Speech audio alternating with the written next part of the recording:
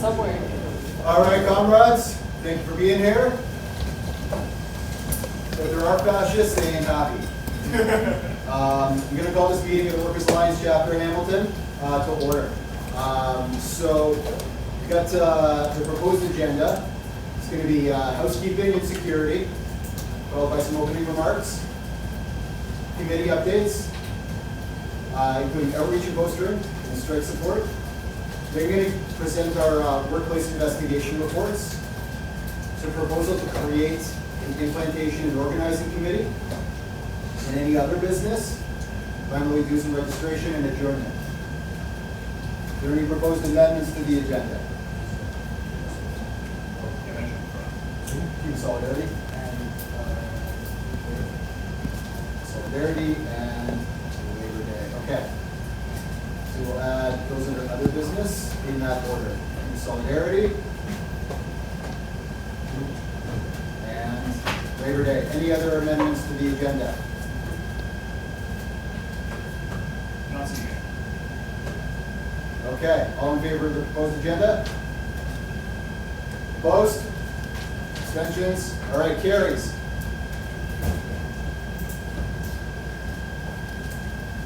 All right. So, we've all made it here in one piece. The bathrooms, just around the corner. All right, there's a coffee shop downstairs, and there are also snacks in the room over that way. We'd intended to demarcate between the people who are here for the meeting and the people who are here as Solidarity supporters, but basically we ran out of room, so everybody's in the big room. We are just shy of enough chairs. So if you happen to have a chair, please be sensitive and be willing to offer to give somebody a rest at some point if you're able to. And if you need a rest and you want to be standing, don't be afraid to take something out of the chair. He's not just speaking for himself.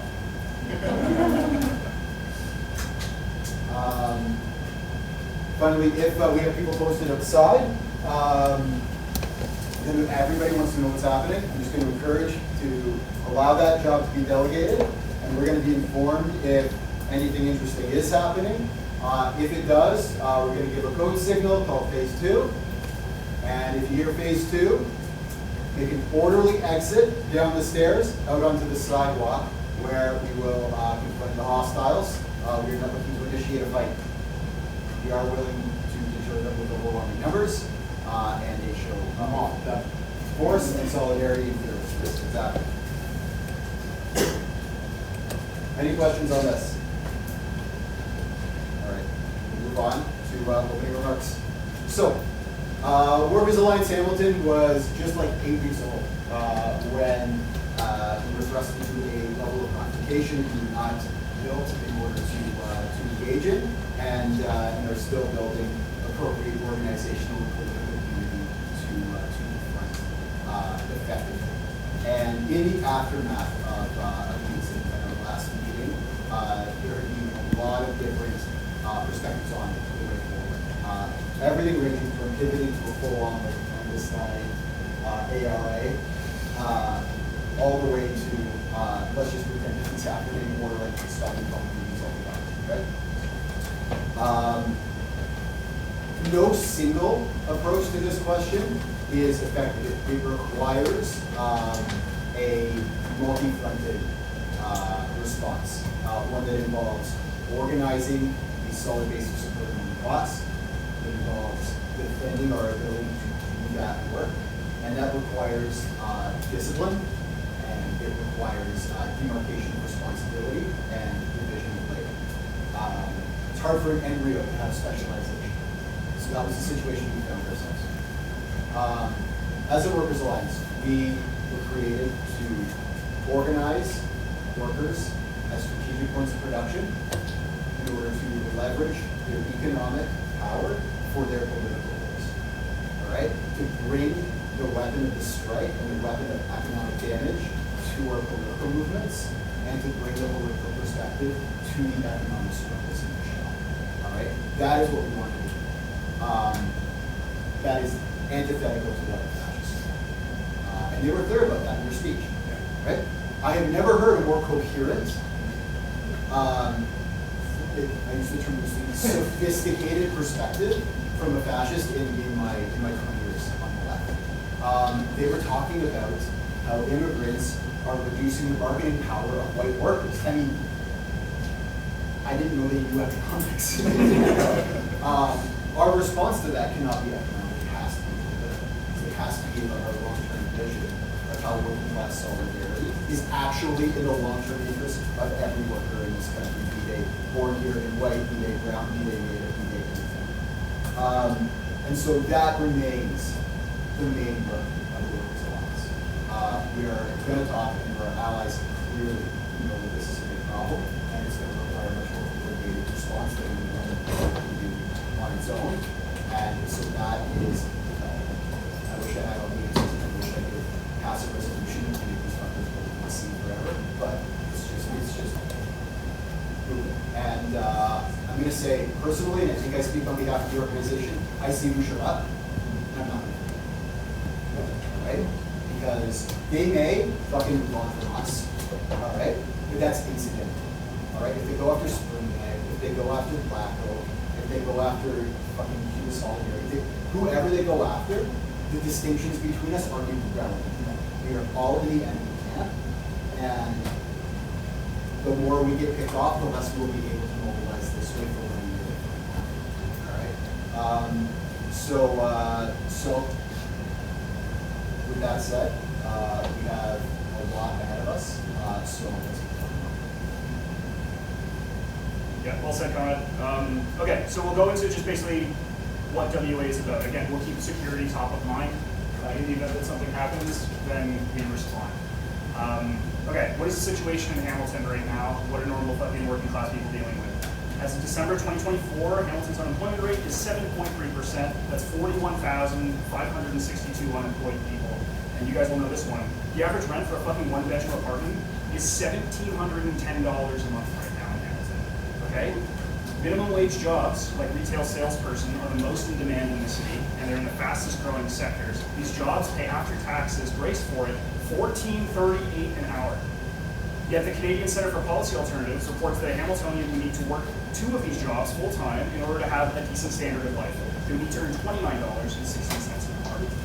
Food insecurity is not having enough money to buy food, as defined by Public Health Ontario. All right, we've got 29.4% of Hamilton households are food insecure. That's the 24 numbers, and these numbers are rising. Meanwhile, monopolist grocery store owners like Loblaws and Patterson Food Group profited $4.4 billion last year from rising food costs, that's according to City News. This is the situation that we're thrust into. And so the reality is what the fuck do we do, right? What do we do about this mess that we've inherited, right? And the answer is that we need to organize at the point of production. The answer is the Workers' Alliance's programs of solving. Right? And so that's primarily what we're doing. We're going into the point of production, we're organizing workers where they are, and building unions who power the strike towards a political strike, towards not only demands that are for you against your boss, but everybody against all their fucking bosses. This is class. That is effectively what WA is for. We also do strike support, so we go to picket lines and we help out, and we do work with people, we give them food, whatever, and more than anything, we're there to fucking be there with them and hold the line in the event that anything happens, right? On top of strike support, we also do postering. This is what caught the attention of fascists, of course, because these people suddenly saw, what the fuck is this? And then so they came after us probably because we had explicitly left posters, right? And now we're eliciting a response to these bastards. So effectively, because we're unapologetically a left force, because we're unapologetically a left organization that's trying to organize working class people, they're trying to pivot and say, oh no, what do you mean? We're here for like white people and stuff? And really it's immigrants that are taken away from what you have, right? This is fundamentally their only play. That is WA, that is what WA is about. This is the situation that we're facing. We need to do something about it. That's right. So we'll move on to updates from our committees. So for those who are in charge of OH poster.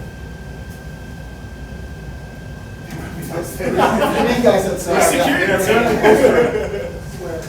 Do you want to maybe offer some remarks? Sure. The postering has been going well. The objective of the postering is basically to draw people in, right? To get people into our meetings and say, hey, what is this WA thing? Yes. So, on that point, how many people are here from Hamilton? Can you raise your hand if you're from Hamilton? Did you come out because of a poster? I did. Came out because of a poster? First one, yes. Yeah. So, it's 2 people. So it's working. That's what's making them afraid, that it is working. Every meeting that we've had, We've Has had more like a people. quarter of the people at the meeting are Yeah. brand new people that saw it posted. And I think that's why it's lighting the fire under the thatch. I mean, I think that's why they keep scratching out the meeting dates. Yeah, they're not looking at the whole poster, they're just Yeah. marking off the time and date and location, so it's working. Each week we have a postering squad that goes out and we paste them. We've gotten accusations from some clients. That's just like, they're using the expensive sticky posters. Where are they getting this money from? Guys, I helped make the wheat paste half the time, you know? This is ridiculous. They don't know what wheat paste is. They think we're funding like or something. It's ridiculous. So this is the kind of shit we're dealing with. But the reality is that the ability for us to have like an equal opportunity for everybody, equal responsibility for everybody. Let's go out and do postering. We go out together. We have a bunch of fun. Sometimes we go for a social after. And we put our posters up, right?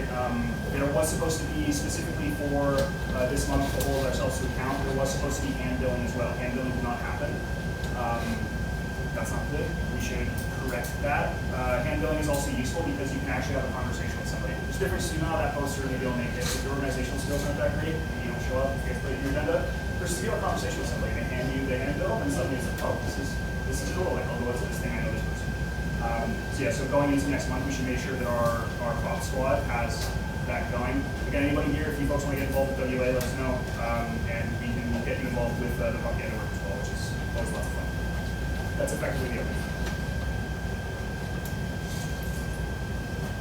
And straight support. Yeah, there's the West District, but everybody knows about, and that's the day. And the Monday, at least here, it was just like pouring rain and nobody. We didn't see anybody. Yeah, we drove around, didn't see anybody, nothing was going on. And then the next day, 4 a.m., it was the agreement, or yeah, it was reached that the strike was officially off. So looking at the website just for updates on the vote from membership, but yeah, it's like nothing right now. It's quite disappointing. I have been following up with regards to the educators, especially the public school stuff.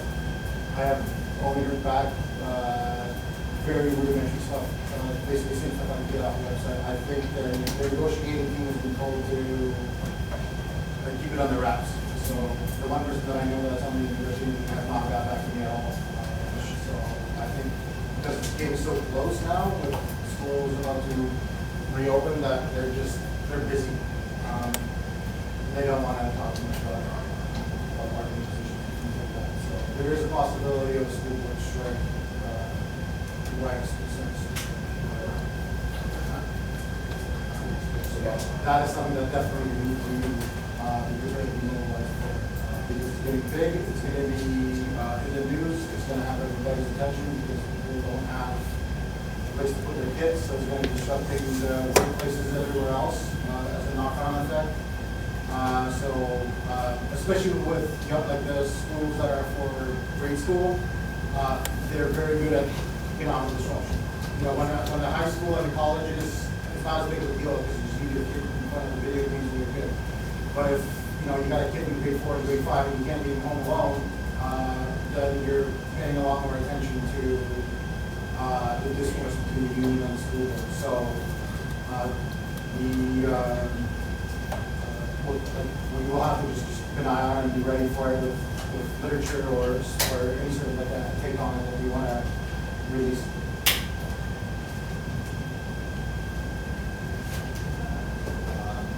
Are there any other board strikes that we need on the next? So the beer store one might happen because the contract will be up at the end of the year. So that's just something that we can keep an eye on. But otherwise, we do need something to, because radically we were attending the HCSC meetings. Yeah. But then you can't now. I mean, I can if you want me to. Okay. I thought you can't, but just. Not talking to you. I'll do it. It's I not a big deal. I think we should alternate because I know those meetings are long and dry and a lot of it is They're quite irrelevant. Yeah, they're- irrelevant matter. So like having one person assigned to it is kind of a shitty move. So I think we need like a rotation. Sure, if you want. I think the September one, I'm going to be there for different matters, so maybe I'll take that one, but after that, we just rotate it around. Sure. Folks, just a housekeeping item. I'm gonna pass around a sheet. So if you want to sign up for Workers Alliance, name, phone number, email, and we'll get in touch with you. We have a WhatsApp group that we coordinate with everybody. If you want to, feel free. Just here for security. Don't worry about it, but you're welcome to. Yeah, if you're already a member in another city, don't worry about it. Are you finding that the group chat for the strike support committee is adequate purposes? Yeah, I think so. 'Cause, I mean, there's not much. A lot of what strike support is right now is chasing around ghosts. Yeah. But we showed up, right? Like we got there on time. Did it. So as long as we're able to keep every time that it happens, to keep chasing ghosts. Yeah, I just it kind of sounds bad, but it seems that like our guys are more organized than the strikers. A lot of places where there was supposed to be a picket and there was no picket and they never announced that the picket was going to cancel. So it is what it is.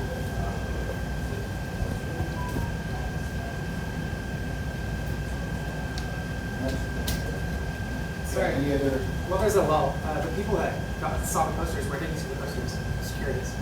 Downtown, Downtown. you saw on the King posters? Street. Sorry, you saw a poster as well?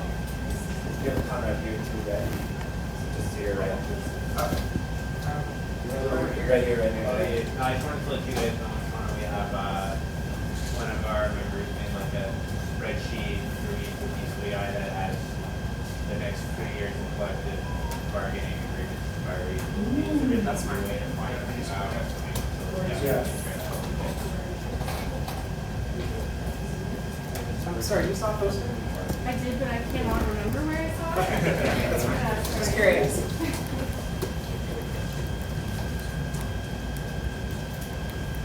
Can I just make a request that people raise their voice a bit? We're by this loud. Oh, Yeah. Yeah. People air Can you hear us okay? I hear you too, okay? All right, okay. Yeah, and you as well. So I don't get to raise my voice? I mean, I'd love to hear you raise your voice. Any other questions or comments on the strike support? This is old because we've had a meeting in between, but I think if we continue to diversify some of that activity, we're in a good position. Like when we went out on May 28th to support the nurses and the workers here at the hospital. It wasn't some sort of rambunctious or militant strike action, but it was just like a symbolic sort of meeting and kind of protest action. Sort of a rally, I suppose, yeah. And the conversations were really quite organically radical. Like it impressed me that people were willing to go there and talk about some of these bigger ideas. I just haven't felt that in a long time. So I'm just putting it out there that if we're not finding some of the militant strike to support some of these more diversified actions like rallies and stuff, that, we should continue to do this because that was pretty cool too.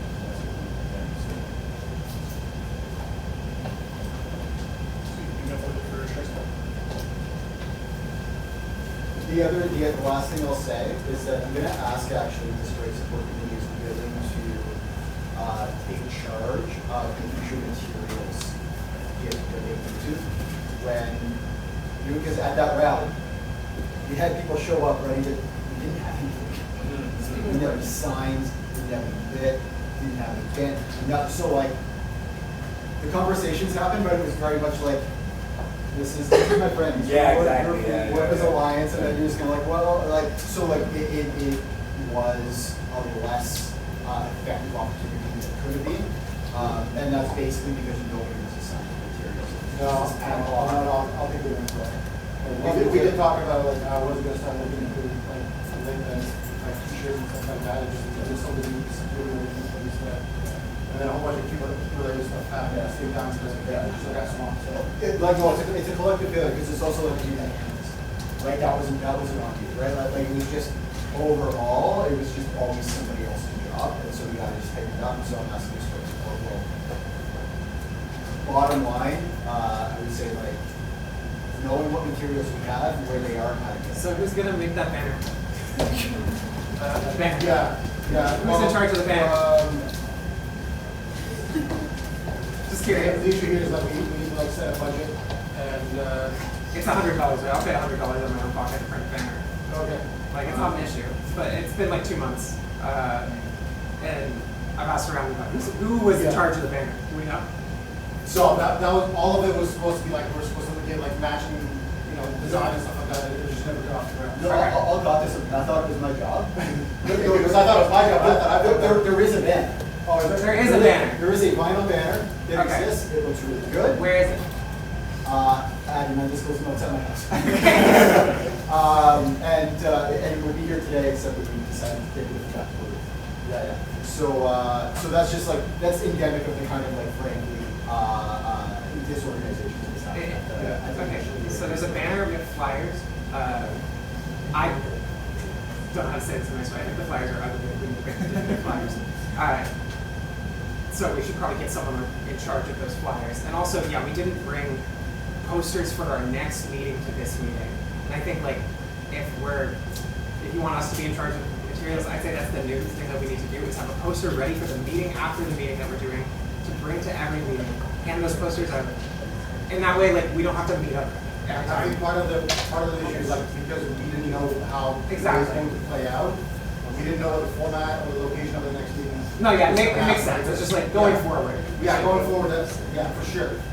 And we need to have a discussion on, like, with the people that we rented this place from, whether they're actually with us coming back, if nothing happens, et cetera, et cetera. So, yeah, going forward, that should be definitely 100%. Yeah. If you remember in meeting 2, this was discussed, like, oh, we should have a regular time, a regular date, and continue that way. So that way we can do this, right? Once we have a regular arrangement with somebody, we're good. The trouble is also what happens all area place. Yeah, Right? yeah. And they fucking pull the plug on us because Nazi showed up. And I think that this comment did bring up the idea, like, obviously, bring the posters to the fucking meeting. Yeah. At that meeting. Yeah. Right? Yeah.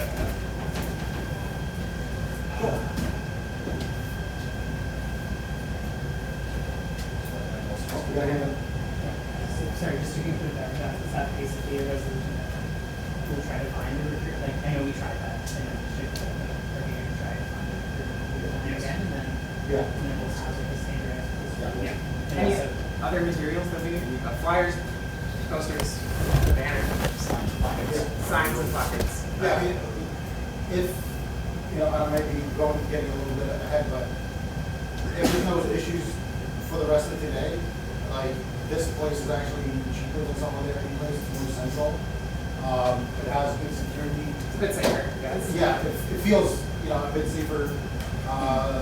Then we can have a conversation with the co-op that owns the building, whether we can have it on a regular basis. Right now, we do have this on a regular basis, but we just wanted to see how it plays out before we, start thinking about it. There's a giant brawl outside that might change things. Yeah, exactly. Like the hobby shop downstairs is rents. They're not part of the organization that owns the building. So if like shit kicked off and they were upset about a brawl in their coffee shop, chances are the landlord was not gonna let us come in for the next meeting. So I don't know how it is with organizations that are coming from out of town, but to be openly booking places and not having to kind of bullshit about what they should do for organization. It's rather difficult in Hamilton. I don't know how it is in other places. So, yeah. This is really just out of left field, but if you're talking about poster designing and doing art collectively, Collective Arts has a Tuesday night collage every Tuesday, and it's very, I would say, like sparsely attended, and that's a huge venue. I don't know if do you have to formally book it if you're having like, informal poster, flyer creation process, just an idea. At Collective Arts. Yeah. I've got it in there, I'll ask about it. Okay. Yeah, it would be really nice to diversify. We don't have like, one single design out there. Yeah, agreed. Okay, so is this a resolution then that signs, placards, anything material is all run through direct support? Okay, yeah. Great, yeah, and I think like we should try and get people together to make some signs and placards soon. Might as well. That's a good idea. I mean, it would just be fun. Yeah. And we'll save money on printing them. We can just paint them up. Yeah. Cool. Okay. So then the proposal is, strike support will be in charge of making signs. Promotional materials. Yeah, promotional materials, that's it. So seconder? Second. All in favor? Opposed? Abstentions? Right on, carries. Got that noted? Okay, so now moving on to the, probably the main body of today's meeting, which is reports on our workplace assessments. So to catch up those who are new, we were each assigned to evaluate the quality of our workplaces, or if our workplaces were obviously low quality, pick a different one as an organization.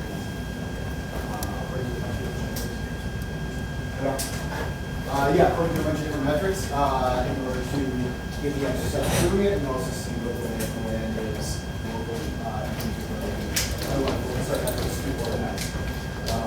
So we've got all of them in file. Yes. You want to call up people to present? Yeah, sure. Right, so a note on security. So basically, folks, the point of today's meeting is we're going to fucking pick targets, basically. And we're going to evaluate which workplaces are available, and we'll have So when the workplace reports were introduced, we didn't say we were picking targets. We said it was proof of concept, right? It was practice. And over those 2 months, there seems to be some sort of mission creep there now. And I'm not against that. We can try to get hired at these places. It's kind of like a cart before the horse situation, picking a place and getting hired there in the current job market. But we should try and do it. I'm just like, so we do want to act on these though, is what you're saying. Yeah, so they said, I think this might call it here. It's a democratic organization. Okay, I'm not against trying to act on it yet. Yeah, so I think the idea is basically we'll discuss, and we'll be able to discuss through them like, okay, it's this place with 4 people, a fucking good idea. Like, where are we, what productive power are we really harnessing here? Like, so we can go through that and basically decide maybe that one doesn't work. But we'll have, I think, top of mind after today of like places we want to start doing, and based on that, we go, okay, folks, like, now we're going to pull ourselves in. If we want to slow that down or whatever, that's fine. But that's basically the proposal. Basically, this is a very important day. That's why I'm so fucking glad so many people came out to protect us, right? Because if we couldn't have our meeting today, we really couldn't pick fucking targets, right? And then go fun. So, again, thank you to everybody that showed up for security. So, yeah, that's effectively the idea. When it comes to security on these points, let's not in a public meeting be like, hello, everybody, this workplace name is who we're organizing. That's probably a bad idea. So I'll call you up by name, and then basically just come up with a code name for the name of this organization. We don't need to know the specific name of the organization that we brought up whenever we're actually organizing the place. But instead, I don't know, if it's like a fucking candy place, right? And it's like, oh yeah, okay, we're gonna call it a sugar store. This place has this many employees, etc., right? So we'll just go through that way. Is that agreeable for everybody? Okay, so we have one from Brantford, it's a bakery that was submitted. I expect they're outside. That's Peggy's, yeah. We'll go. Yeah, Sorry, come on. Yeah. Okay.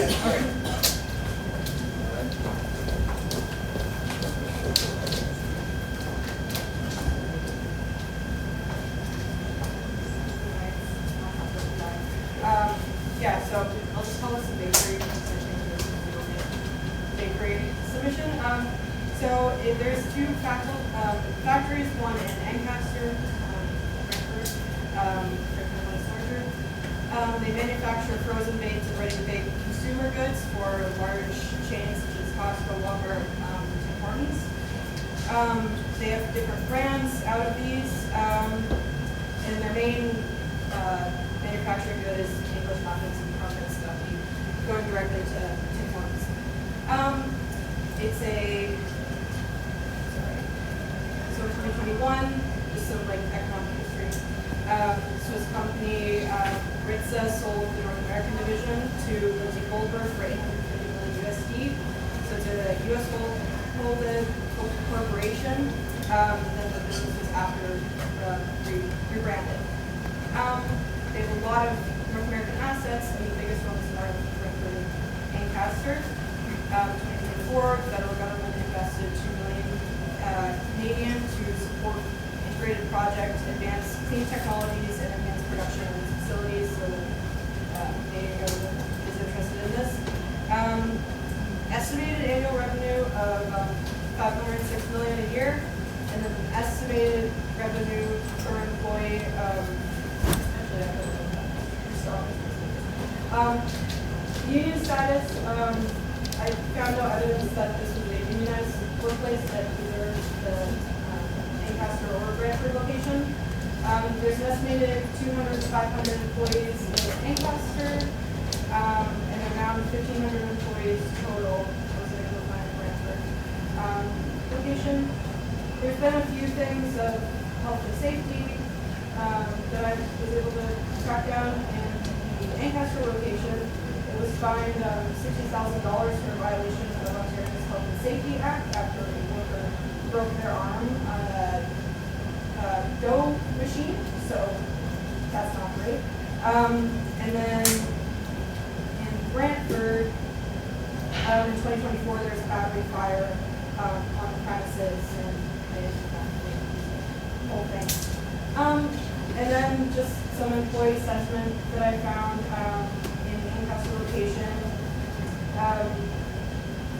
Workers typically get around 40, 60 hours a week.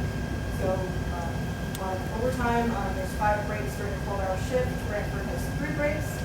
And then part-time work does not usually have a permanent department, so that's probably some sort of tactic of the workplace to move their employees around. Yeah, and then just some employee assessment. It's a good paying job, labor intensive, standards are high and well followed, very dependent on production numbers. Another one said it's an extremely unsupportive culture, contingent upon friendship because management doesn't really care about their people. There's not really adequate training, more of a formality than actual knowledge sharing. And then just like it's generally stress. That's Cool. Thank you very much, Conrad. This sounds very familiar to anyone that's sort of individual jobs before, especially the management based on culture and friendship issues. I'd say something like but that's it. Thanks very much.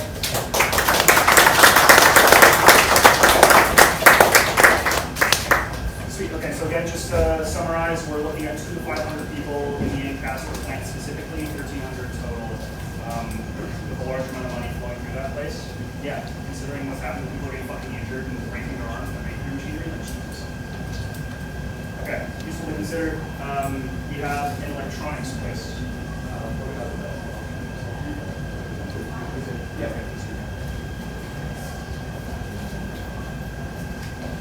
Yeah, negative results are still important. Yeah, this probably isn't the best option for consulting, but I recently started working for an electronics company based in Niagara Falls, founded in 1984, and basically their focus is on integration of various forms of tech into various places.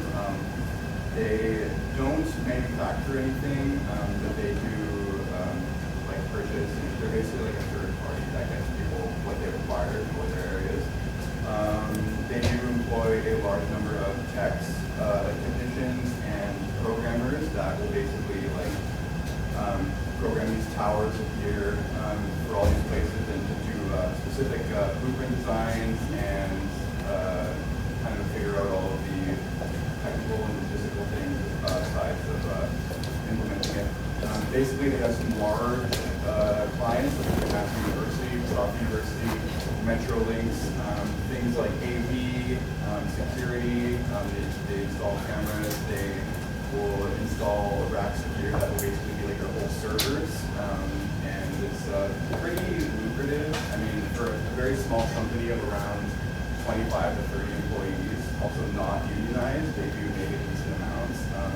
Nothing huge in the grand scheme, but they're reported to make around like 30 mil to 40 mil, depending on the amount of clients they have at the time. Yeah, it is very small, and it is a little bit nepotism-based as well, as it is essentially like a family company. The founder still is a part of it, and a lot of his children and their spouses are kind of in leadership roles. So, Cool.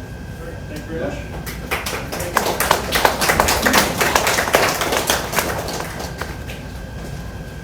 Okay. Next on is an energy one.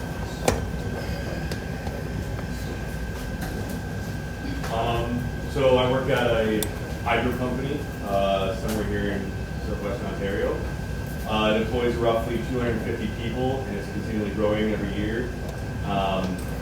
There was a merge fairly recently between two other companies to form this new one, and ever since then it's just been kind of substantially growing.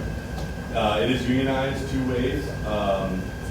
There's an inside workers union, and then there's the outside workers union, so the power line techs and forestry people and such. I think it's roughly almost 50 to 60 in both unions for the unionized employees. It's one of the, I guess, a tougher workplace to salt to, just given that there is more of like a kind of need to be certified in certain skills and stuff to work there in most positions. But it's, I'm not sure the history of the two unions too much. I mean, the companies have kind of shifted over the years and merged and amalgamated and stuff, but it's a decent place to work. But they deliver power to, I think, almost 200,000 customers within southwestern Ontario. So it's the 10th largest hydro company. So it's fairly substantial. Like if there was a strike, if someone's power goes out, you know, that could go bad pretty quickly if there weren't any workers there to put the power back on. Yeah, I'm not too sure about revenue and all that stuff, but. Awesome. Thank you very much.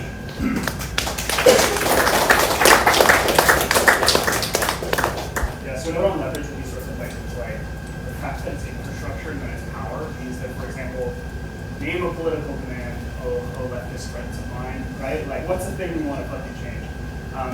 The reality to affect the political strength is quite possible. Whenever it's like, oh, we fuck with people, the power goes off, right? And suddenly, across many different industries, all of this shit starts to be possible, right? That's the idea of a company, right? To achieve political strength. So, like, even though it might be a smaller workplace, requires more skilled employees, a target like that would be massive. So it's yeah, this is part of why the comment said like even some places that aren't necessarily perfect for us, it's still useful to know because it's like, okay, now I'm starting to understand more how to work to be found somewhere that was more suitable for it. Cool. Okay, our next one is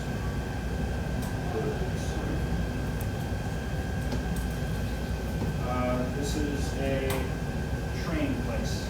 Do you want me to do this? Yeah. All right. It might be a bit long. That's okay. It's pretty long. It's trains. Yeah. Trains are pretty long. Yeah, so this document is like 2 pages of pure words. And honestly, like, you guys are going to know where this is if you live in Hamilton. It's going to be really hard to, but anyways, yeah, it's a bit difficult to know where to begin when talking about it. And we can't mention the name of the workplace, but as I'm breaking this stuff up, I want you to keep it clear in your mind that, like, this is a pretty notorious company, but everything about it that we are describing as exceptional is actually common in the industry.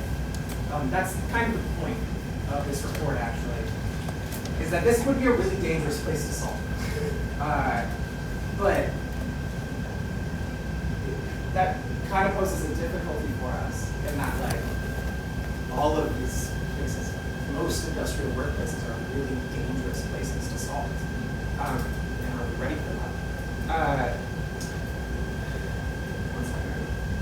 Yeah, so it's the largest single-site railcar manufacturing facility in all of North America. It's about 2 million square feet of plant on like 75 acres of land in Hamilton. It houses a fully integrated assembly line, probably one of the only in Hamilton to make steel cars.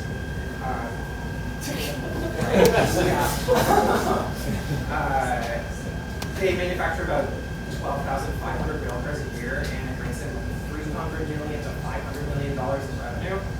So like $500 million every year. Abstract value doesn't really convey the importance of rail cars in construction, which basically is the lifeblood of our continental economy. Like, it connects us to America. Most of these rail cars are sold to America, like 90%.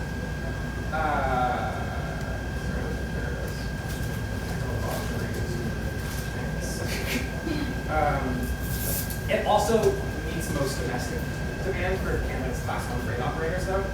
It's just much less of the demand for America.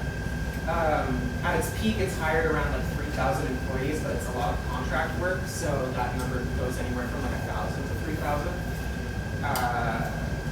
Out of those 2,000 which are employed right now, around 1,400 are unionized at the United Steelworkers Union, local 7135.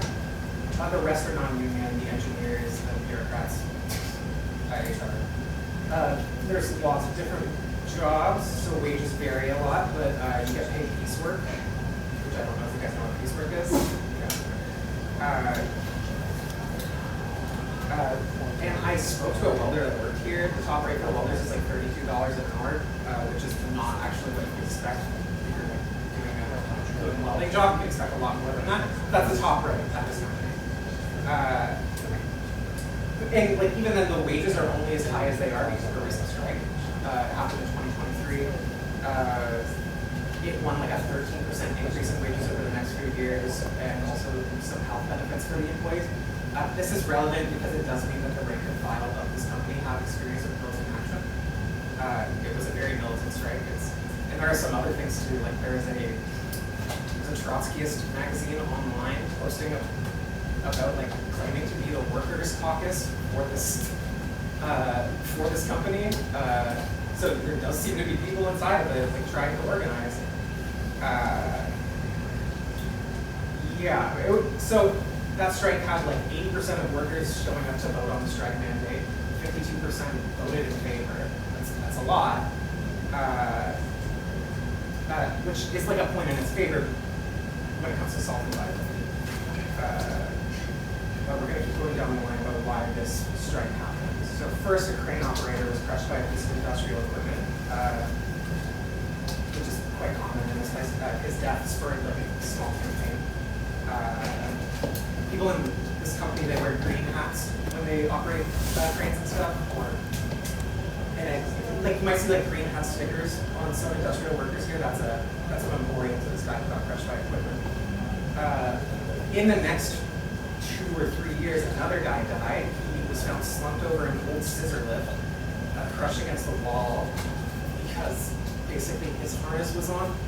He leaned over and pulled on the things and just lifted him up and like smeared him across the wall. Actually, whenever I worked there for a minute, I saw that shit when the big guy died in the same spot. Yeah, a lot of these companies, another thing if you're working for an industrial company is that they don't rent their equipment, don't trust it, for the record, because a lot of these like old scissor lifts have just been on site for like 15 years and no one's maintained them. What else? There's another guy who died. Yeah, and then another guy got crushed by like a 2,000-pound bulkhead.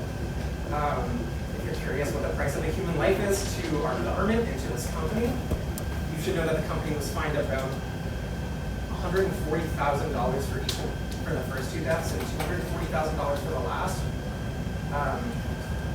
So it's paid like just under $1 million in the last decade for safety fines related to workplace deaths and injuries. That amounts to like just about 0.1% of its annual revenue. So, I mean, it's bad. That's not good. I think we all agree. Everyone that I've talked to that's worked at the company, though, does say that the numbers are probably higher. And like, people are quite positive that it's actually worse than it seems on the outside, especially when it comes to injuries and stuff. There was a worker from there at HDLC who said that like, the numbers weren't accurate and I wasn't able to talk to him. And that's quite a loaded claim, right? Like the deaths aren't accurate, but that's what people are claiming. So I got interested in investigating this workplace because I'm part of like the YWCA's like women and queer people in trades like welding program thing. And I had a friend who worked there, and it's the reason why I got interested in writing this because a lot of the stories from tradeswomen in these pre-apprenticeship programs are the same. They get harassed off the job or constructively dismissed, like quite violently. And that is basically what happened to her. An HR representative who was extremely hard on women stuck her on the air gouging line for like weeks on end. I don't know if you guys have done carbon arc gouging. It sounds like being next to like a plane engine all day. It's really, really intense. It's really, really hot. There's molten metal flying everywhere. It's not great work.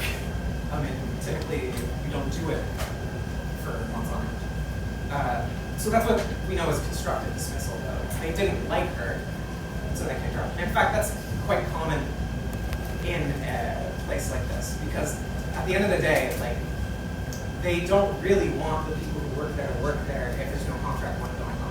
What they want is to fire everybody in the room. And the question is, how do we organize industry under those conditions where it is being reorganized?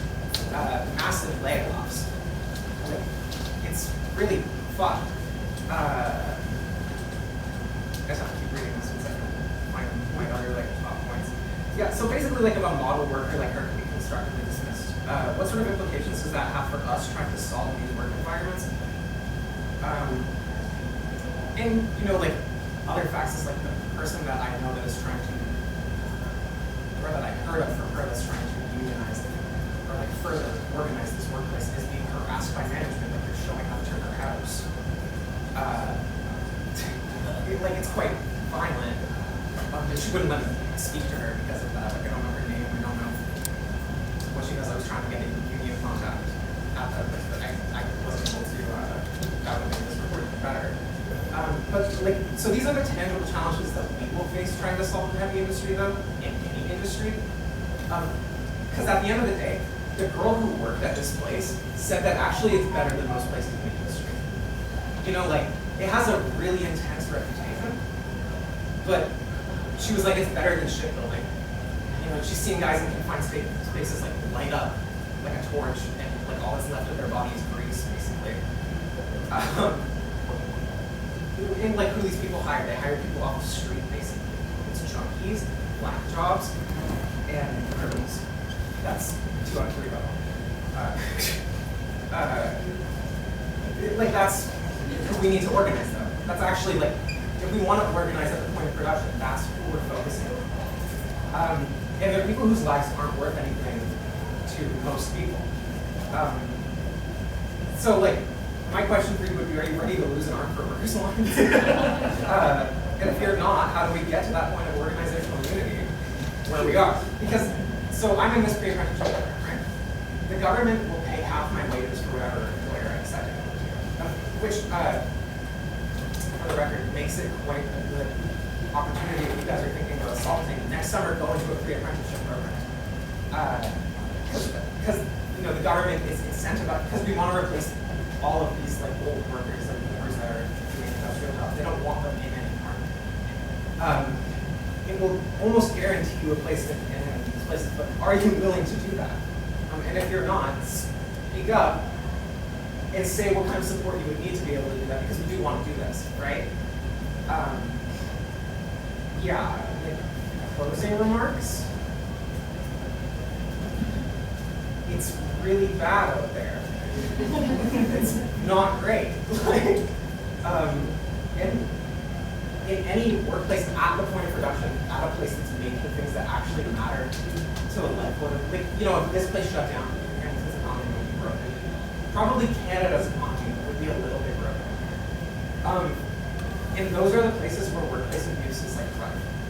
Like, so you really need to think about it. And like, we need to ask ourselves as an organization what it will take for us to develop that fucking grit. Because like, right now I don't think we have it. I don't know, who in this room is ready to solve to an industrial workplace? Seriously, raise your hand. Raise your hand if you're willing. That's like 3 people. Yeah. I'll do it, but like, not immediately. I don't want to go in without a plan, right? Like, so yeah, that's the report.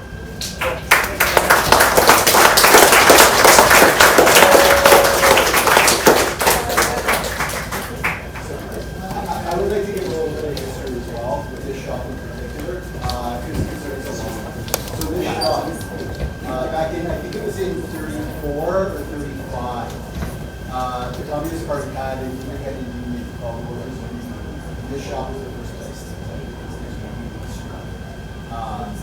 and they went to the District Labor Council for support, and they got fucked off when they had a bad attitude. I've met a lot of communists, so we do. I don't know, I wasn't there. But like, more recently, there have been run after run at this place. previous organization that I was a part of tried to start sort of like a parallel non-union sort of workers thing inside, and it just didn't catch, partially because of the people, just the organization infrastructure wasn't there, and partially because it is different than organizing a coffee shop. The risk that you're asking people to take on, and the difficulty is of a different magnitude. So workers at the shop, forget about who's going to solve. Workers are going to be a lot of and in a previous attempt to get this organization off together, we had people hand-built inside this shop. Yeah, and the venue got a panicked phone call from the union local who was afraid he would try to read. Yeah.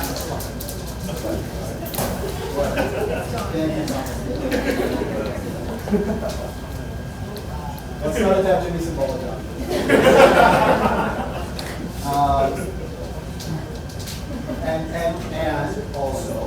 And also, if we can't get this place organized wall to wall emotionally, we are not going to have a society that matters.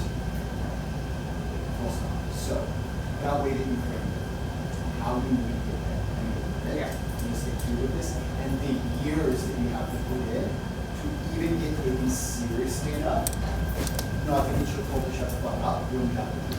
That's really 18 months to 2 years before you full-timers will give you the right? This is not really big part.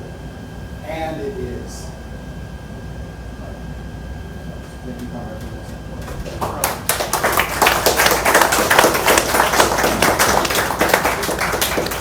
Some other points that might be interesting. Can we talk a bit about the shop size? So say, for example, we are able to deploy 5 people, 6 people to a shop. Give us some experience in this. Like, how would that then relate to our likelihood of being able to organize a place with 1,500 unionized workers up to 3,000? Right? What is that like terminal velocity that we need to stop everything from escaping? Or is it more realistic to set a small target? Oh, you're asking me actually? Yeah. All right. I think it lost some 50, right? Because a half decent leader, on average 7, like all 5, so on average 7. If you've got kind of a key lead, they can lead 7 of those. So that's 7 times 7 plus yourself is 49 plus 50. And that is the level, like realistically talking about actually assessing where our forces are at, not living in la la land and what we wish we could accomplish. If we can get people up to that level, I think that we can accomplish one qualitative read of where we need to be, right? The next level requires an amount of organizational infrastructure outside of just the support materials, meeting space, credibility. Basically, you can have diffuse influence in order to get to that next level. We've got 750. Right now, if you can get 5 people in a shop who are that fucking good, John. But Maybe to put on training wheels first. you know, if you've got the lab where we grow these people, give your workplace report. And so, I mean, 2 things exist in tension, right? Whether it's an infrastructure facility, whether it's a massive industrial plant, there is like a long view to be in the shop is and you also need to look at what you can accomplish now. Because if you go into a place where you can't make any inroads, you're not going to learn much about that. Right? That said, I mean, there is value in people being in places even if they're not there to organize. Right? So I mean, I'm not going to ask you to go work at this place, but for example, if you want to be a people there as a welder, it was like just because I'd be like, okay, well go and like be a shop steward and just pull and then when that next phase comes, boom, like that's a total, that's a head start that we have, right? So I mean there's a distinction I think between like the planting to just being part of the industrial working class, being integrated with the industrial working class, and going into a shop and boarding the working class. So like as an imminent organizing target, yeah, we would be fighting a lot more than we could shoot, right? I think everybody in this room together, focused and trained, and like made it our number one priority, could probably do something that's like, that's not sufficient. So maybe not as a main organizing target, but absolutely viable for somebody to go and decide that that's where they want to implement and the work on this, right? And then the other side is, there is a union now. There is. What prospects exist there? What history exists there? To know it from the outside and to know it because they were mad at us because they thought we were trying to rate them gives us this much information, right? What are the contradictions and the different factions that exist and what is the dynamic life of the union community to know, even get a fair hearing? Who's asked you got a kiss before school? Like all of this stuff is information that you can by working out a place, but when you decide to organize, again, push you miles ahead. So, what are you doing? Yeah, interesting. So this is, yeah, it's an interesting part of like sort of what we're doing, right? Is that it enables us to have these sorts of conversations about, okay, like what is realistic, what do we plan on? The next one is the conservation. Yeah. Oh, right, okay, for sure. All right, next one after that.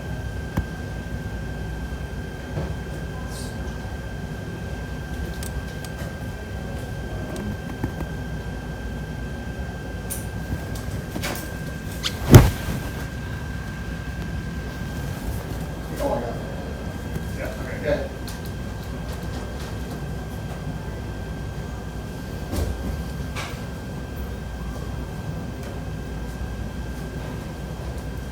Next one's a hospital.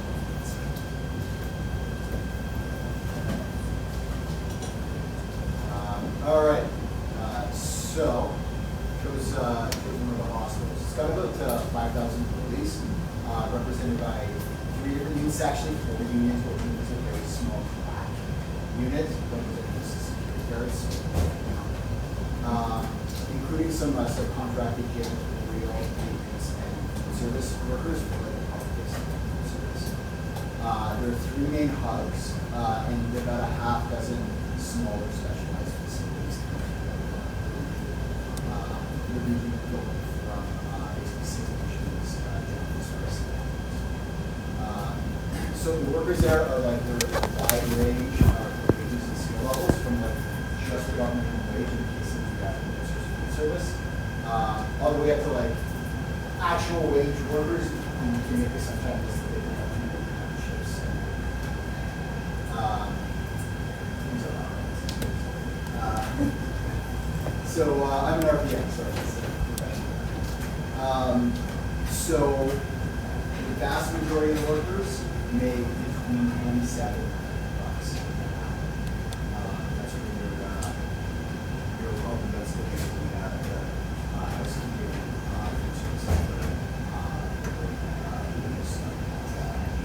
I'm just finding economic volume. Oh, pardon me. Yeah. So while those wages are higher than average, they come at a cost of like ever-increasing intensity of labor, with a large volume of work we expected per hour, and this is in addition to just a rolling policy crisis. This is what we do in the shop, patients or to the public, and then also just good old-fashioned health and safety, like recently they were fined for a government or an arm's length government agency to get fined by the Ministry of Labor for a health and safety violation was very rare. And this recently happened just because it wasn't secured in the ORs. That was somebody like just totally preventable, negligent bullshit. So that wage scale though needs to be understood in historical context, even though it's a little so. For example, in RPM, it's a 2-year diploma, making starting with 36 an hour. It sounds like a lot compared to a lot of the wage workers. It's more than the rate at the Hill factory.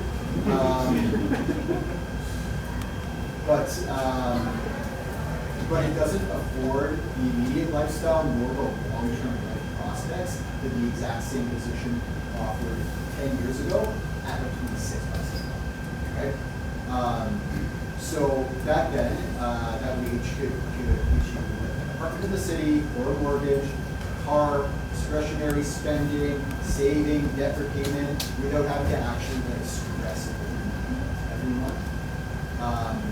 But now somebody entering that position needs to sacrifice at least one or 2 years. You're living with mom and dad until you save up for your down payment, or you know, don't have a car. It's basically yeah, or you just accept your so that mechanism of like reproducing the upper strata of the working class is just having the food right now. It's just being done right. So this, in a situation of increased workload and decreased professional autonomy, running technical responsibilities, means actually like to whatever extent these workers are exploited, like the rate of exploitation is because just the cost of producing this principle holds across the board for the unionized workers, but it's just so at one point, hiring was they couldn't give jobs away in like 2022. Basically between the general tightening of the labor market in that era, and there was not quite an exodus of nurses. That's a big thing. That's what there was a huge increase in nurses going on due to the absence of maintaining the licenses. And so that meant that there were just jobs going on place. When the interest rate squeeze started, the labor market did have to loosen back up again. And a lot of those people's side hustles that they were keeping up, well, they were fucking not working or only working part-time or whatever as nurses, obviously get hand out because that was always smoke based on zero interest rates. And so the supply of labor is really higher now. And job postings, especially for this. Yeah, speak up a little. Speak up? Okay. Yeah, so the job postings, especially for those not requiring special technical certification of at least a year, are now there. Now we're looking at maybe like a posting, maybe 2 a month if you're lucky, for a temporary food service or housekeeping job. So there is some remote history of militancy in this shop. Back in 81, when the hospitals went on their illegal strike, this hospital was one of the last ones to return to work, because that was a very dirty and disciplined process of return to work across the province, but they held out for the longest. More recently, there was a unit where the majority of nursing staff allegedly engaged in a week-long sick-out, and this started like appropriately called mixed response among the workers. So no doubt it's a strategic target, but it includes some notable obstacles. The 2 most important are its dispersal across the city, and so work units are just isolated from each other. And then the other is legislation that bars workers in the healthcare sector from engaging in any job action. It's often said that it's strike action, but in Canadian law, strike action is defined so broadly as to include any coordinated action, even by common understanding, which in any way impedes production. Right? So if you and your buddy agree to take a 5 minutes longer break, that I'm not a lawyer, this decided in case law, could be construed as strike action. Like it's so you can't do that. Now, in the past, workers have defined this, but only very rarely, and more often it serves as like a boogeyman, which limits the fucking imaginations of the labor leaders who do exist. Also, gives them a really good excuse for the deteriorating conditions, because what do you want us to do? Right? It's a bit of a feedback loop that happens. Well, why the hell would I come to a union meeting? Okay, well, because this is where you learn about what's going on, and so that we can plan for like a rally, like what the Workers' Alliance would do. Why the hell would I go to that rally? Well, because we need to stand up to management and show them that we're not going to take it and get before government and stuff. Well, why? Well, they're not going to do that. Why the hell would they do that? Because it looks bad? Okay. Because it pulls at their heartstrings? Okay. Maybe because they're vaguely afraid that this might lead to something else? Okay. This is soft power, right? And if you as a union leader are telling your members, we're not going to do the thing that will allow you to exercise leverage, why would you fucking show up? Like, you know, Jay McAlevey, the Organizing for Power, and that whole kind of left labor scene has a lot of shortcomings. One thing she's right about is that you need a credible plan to win in order to move anybody. And they have foreclosed upon the credibility of their plan to win. So the demobilization, comparing education to healthcare, I mean, this is across the province. These are the same people. These are the same levels of education in a reproductive industry. There's about the same degree of feminization of labor, about the same wage rates, and about the same kinds of flavors of problems, whether it's workplace violence or stagnating wages due to underfunding and increased class sizes and increased patient loads. Doesn't it all sound a lot familiar? How come tens of thousands of fucking education workers can go and defy the government and strike illegally, and healthcare can't? They're not made of different stuff. They're just led according to different logic, right? So that means that a change can be made if there's a change at the subjective level of the leadership, but the ways that we would normally want to get there, by pushing militants, by hitting it, we're facing this universal obstacle, whereas in education there are these like openings that exist. So it is a hard road to hoe right now. Right now, the Ontario Nurses Association has the very early stages of a charter challenge against this legislation. The QP's Council, OJU, is deciding what to do in response to it. And so that might provide an opening. It will certainly be less for a minute. And with the removal of strike restrictions comes the removal of lockout restrictions. And so there is no neutrality anymore. And so that may serve as an opportunity to be sort of like short to medium term, depending on factors that we come up. That said, the presence of the unions does offer some latitude in action. So carrying out the kind of nuts and bolts work of organizing, agitating people on the job, having little side conversations, approaching your coworkers, all of this, it sometimes requires the use of the grievance and arbitration procedure to get management off your back. And this is somebody who is be represented by my union for engaging in organizing on the job. It makes a difference. They can actually pull management off in a way that in a non-union shop you probably just get nailed for, unless you've got the muscle on the shop floor to reflect an update. It also just like domesticates the managers. They aren't acculturated to petty tyranny. This is partially because it's like more, it's that kind of pink collar they call it. It's not the injury factory where even if they unionize, they're there to terrorize you. It's much more HRE and soft, but they also know that they actually can't fuck with you in a lot of the ways a manager would normally fuck with you. And so people are sometimes less afraid to do stuff. Now, historically, we did attempt to form a workers' alliance organizing committee with this shop a little over a year ago. Problem was it was mostly based on ideological, right? It's like you have some sort of a left-wing perspective. Well, okay, let's see if we can leverage shop organizing, and so that's not a firm enough basis, right? And so it could survive even basic turbulence.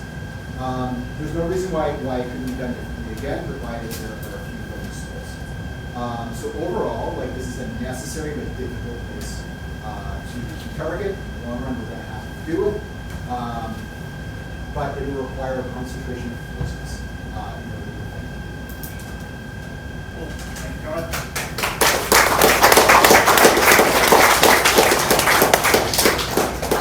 Yeah, agreed. So overall, the number of employees compared to what we did, if there's only 1 or 2 weeks a month, it's going to be difficult to get 5 of us in there and they're just sitting there and waiting. If that changes again, though, it's like there are all these openings. And it actually is more possible, right? So that relates to our public sector caucus as well, and their ability to move in there. So I have the last report that is digitized. We have some, as I understand, that are paper or otherwise ad-lib. We'll go around the room and do some of those just afterwards. But yeah, so this place I'm looking at, I'll just do my report real quick, is the steel place. So let's call it the steel place. It's in Stony Creek, and so they're well known. They've been around since 1967. They make steel, cold rolled steel, hot rolled steel, various thicknesses and widths. It's used primarily in construction, manufacturing, and automotive industries. Right, so hot rolled steel, this is important to see, is for load bearing structures, so like vehicle frames, railroad tracks, I-beams, cold roll, looks nicer, it's used for appliances, car body panels, furniture, etc. So again, this is a manufacturing job. Now here's the headline of this place. It has around 300 employees, right? Which for 4 or 5 people is a lot more doable, just sort of logistically. The place is non-union as well. There is no union in there. They kind of have this, it's not Dofasco, but they kind of have this Dofasco culture of like, oh no, like we don't need unions, like we get all the benefits from the union, just let these people start money. You know that, so like this kind of bullshit is sort of common. But being able to break through that is quite possible as conditions are massively deteriorating for everybody, right? It's kind of like, oh fuck, you know what? Maybe I'm wrong. Yeah, so they have in Hamilton technically 4 plants, but everybody's concentrated at the primary one in Stony Creek. They have 2 little offshoot plants that are a lot smaller. Yeah, and so the economic impact, like they don't disclose their revenue, but they make between 200 to 300 million a year, which is like huge. That's pretty large. That's like half the size of the train place, right? So for 300 people, it means that the amount of money that you're making per employee is way higher, which is interesting. Yeah, so like economic impact, if we were to strike this place, right? The main customers are automotive sector and supporting sectors like construction and general manufacturing, specifically appliances. So if we strike this place and steel goes offline, how much shit is downstream from that? And suddenly it's possible to have to scramble to get somebody else, right? So suddenly it actually looks quite cool.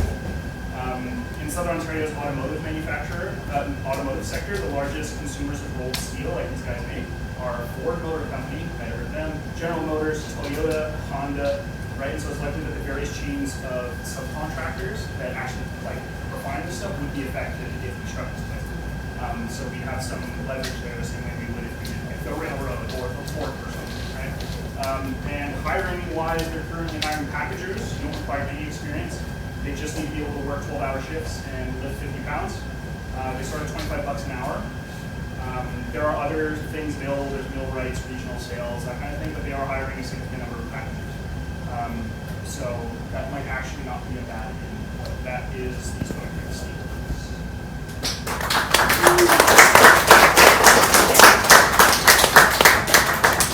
Do we have any discussion on it? A different topic. Sure. Is it good this time for another shop? Sorry, say again? Another target shop. You want to do another one? There is one that I think it would be opportune to talk about in this room if it's acceptable. Yeah, so we're going to go around the room with people who basically don't have digital ones submitted. I told you how many fucking times to submit it. So yeah, then we'll be able to go around. We'll just start from this sector of the room and sort of go around, and whenever it's your turn. So does anybody on this side have their employer thing, the workplace report? No? Well, Yep. I have one, it's not exactly a report, but I know all the information. Yeah, that's fine. And Yeah, generally, we did discuss it like on the first meeting. I mentioned I work at Costco. There we go, I told you. Security's breached. Anyways, at my location in Ancaster, we have between 300 to 500 employees, around 550 during seasonal, peak season, so on holidays. Starting wage is $20 an hour, reaching 32 for general labor, $32.50 for general labor, and then 34 for Lyft drivers and anyone who works like position where there's like liability involved. So if you're preparing food, you have to sign off to make sure people aren't going to get sick. You get paid a little more. We're not unionized, although there are unionized Costco locations in the States. They're taken care of by, what's it called? What's the union? The Teamsters. So they already have it in, and there has been discussion back and forth a little bit. Conditions at Costco are generally favorable, although they are kind of deteriorating with increasing interest rates for the homeowners, increased rent for all the people that rent. it's, you know, it's squeezing everybody, but basically it's pretty hard to convince people in, you know, a position where you're getting paid much better than the competition for an entry-level job with essentially no skills to hop on board.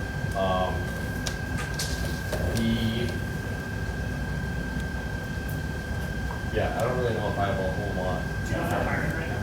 They are hiring, guys. If they are always hiring, if you're looking for a position that is like secure, I mean, all you got to do is get through your first 3 months without fucking up, and then you can have a decent job. It is, you know, I would think it's a good place to work. We recently did have some difficulties in my department, in which the labor board was contacted by one of our employees, or like one of my coworkers. And the labor board came and actually and essentially sided with us, although that report is being formalized at the moment, but some of the demands that we were being given were just unrealistic. Like, it just couldn't be done.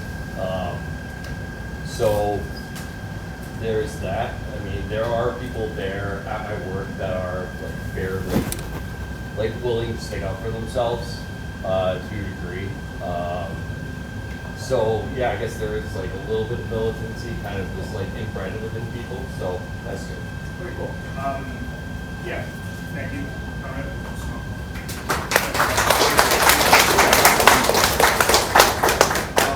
Yeah, useful to note, especially considering the size of the place. There's a discussion we had, I think, at where in the production chain they are, and then being like basically in retail, closer to the end of that. We do run the weakness of sort of like, why would I get that idea to organize like coffee shops specifically, right? But however, the reality is that getting involved in organizing allows us to fucking train ourselves. So when we want to know the target, that's actually quite possible. So it's worthwhile. And actually, the size is like right. That's something from. So yeah, thank you very much. Do we have anybody else over here that just wants to talk about their work at the department or place that they know who's going to have living at this point? So that's okay. If not in the corner, move on to this side. Yeah, Yes. I'll be very brief. There's an auto parts factory within an hour's drive of this location, which has been open for about 10 years in this country. Can you say what town it's in? I'd rather not. Okay. It's a multinational firm. They have 8 plants around the world, 2 in North America, 1 in Southern Ontario, the other's in Mexico. The facility that's nearby has been open about 10 years. 5 years ago, they had about 50 employees. Now they have about 400, and they are hiring cohorts of like dozens of workers at a time. So it's rather timely if you are looking for work. Perhaps I can say get in touch with these comrades up at the front of the room and figure something out maybe. But yeah, they make a component that goes into EVs and hybrids, and they have 90% market share in North America. So 9 out of 10 cars, EVs and hybrids that are manufactured in North America have parts that go through 1 and 2 of these factories. And it's, you know, it's the auto companies that you can name are their clients. The wage is about like low 20s an hour starting. There's no union. A very high proportion, like a plurality, if not an outright majority, are migrant workers.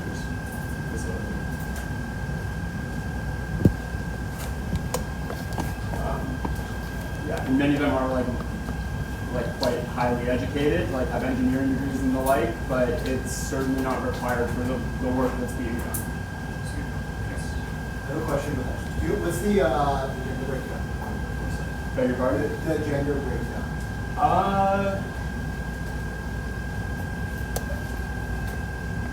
It may be close to parity. Yeah. Like, Ish. Yeah. it's hard to say. It's hard to say. Like, it's not like, I wouldn't say it's like overtly dominated by men. Like, that's not the impression that I have reason to believe in. Cool. Thank you very much. Is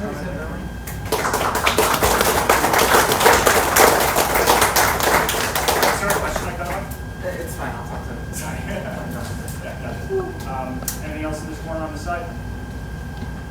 And with you folks? Cool. Does it? Oh, I sorry. was just getting coffee. Oh, right, yeah, Sorry. gotcha. Yeah, I have one that I'll call the shiny building on the hill. Super shiny when the sun hits it. This one is really hard to get information about because part of its economic impact is basically a weapons and defense components manufacturer for things like drones, surveillance tech used by police and the military.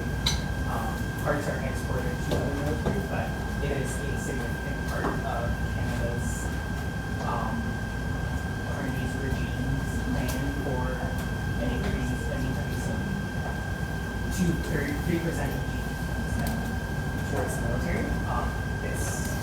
The CEO or president of this company has been basically like a talking head alongside Carney in talking about this increase in military spending and having it be manufactured here, basically, in Canada. So it's unknown how many workers there are, but it has been listed in July and a few months ago in the top 5 employers in Hamilton. So right under McMaster University and like the hospitals and health sciences in Hamilton. So it's in the top 5, which is that by number of employees, do you know? yeah, number of employees. Okay. Yeah, listed in that top 5 by like workforce metric, like Hamilton, which is like a workforce metric. So it's in the top 5, so it's a lot of workers. But yeah, numbers and revenue and stuff is just hard to get because of the nature of what it is, which also means that hiring has that obstacle as well. You have to pass security clearances, like federal ones too. So that's like the big. What does that involve? You know, I didn't look into it, but yeah, it's like federal welders? clearances. Well, so probably. They probably do. yeah, A lot of other- what? Yeah. So there is manufacturing. It is a combination of basically like engineer type work, a lot of like whatever software, technical stuff, but also there's manufacturing that happens on site. Current job listings only in the manufacturing department is kind of around inventory control and stuff like that, but there is manufacturing on site, so there is opportunities for non-engineering, non-Tesla owning kind of employment.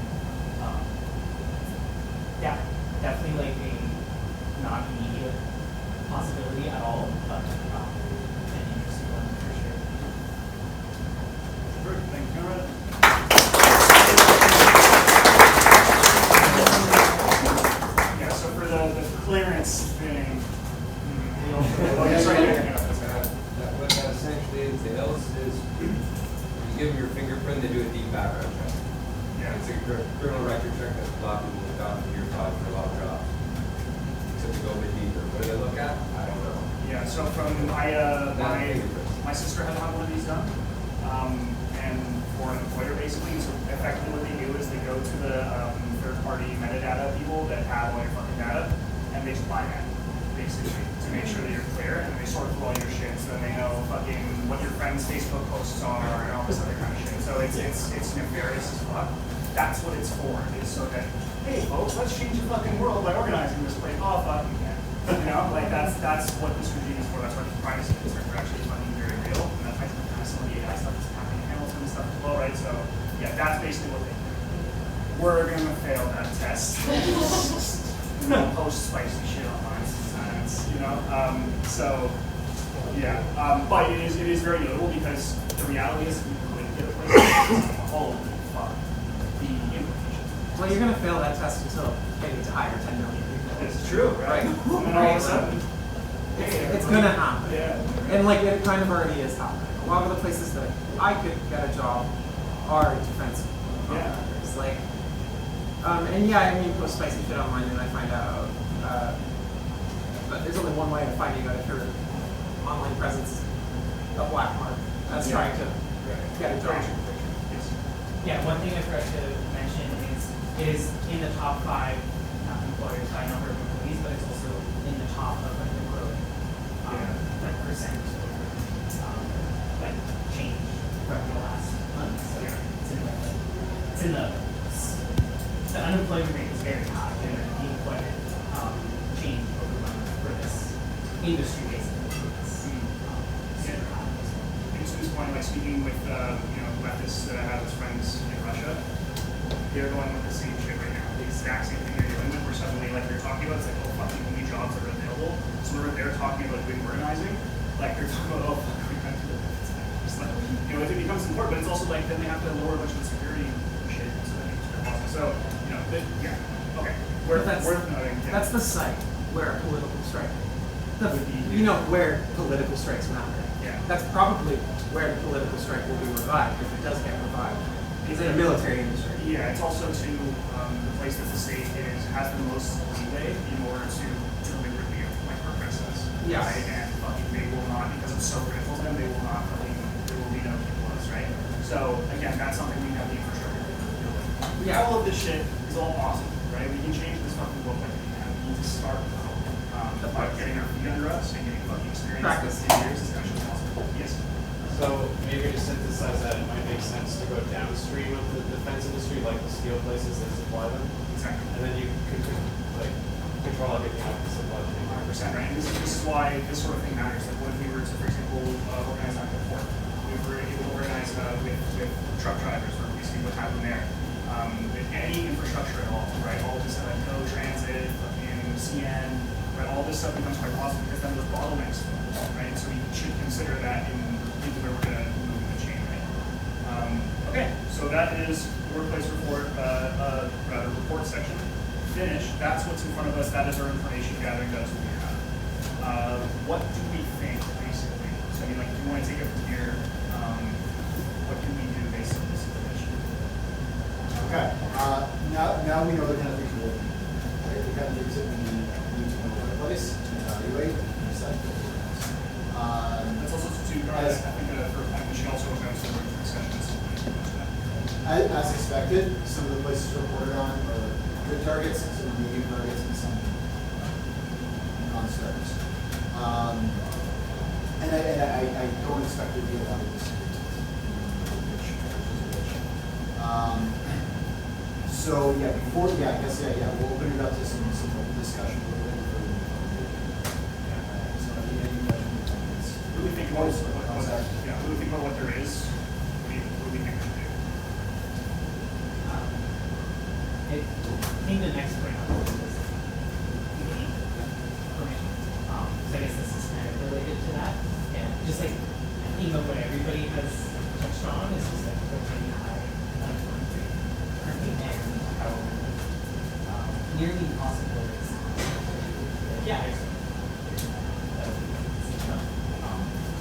So to me, what like the most practical sense what makes the entire business or ability just go there. And I think the best way to do that is it's under the really high unemployment rate is like the percentage of jobs that you can get by actually just like normal process of applying and getting the work or whatever. And the majority of people getting jobs right now is just like knowing somebody on the inside, getting referred, knowing that there's this like struggle to get listed, and so you can send your resume early. So I think like realistically, our targets are whoever industry can refer somebody to.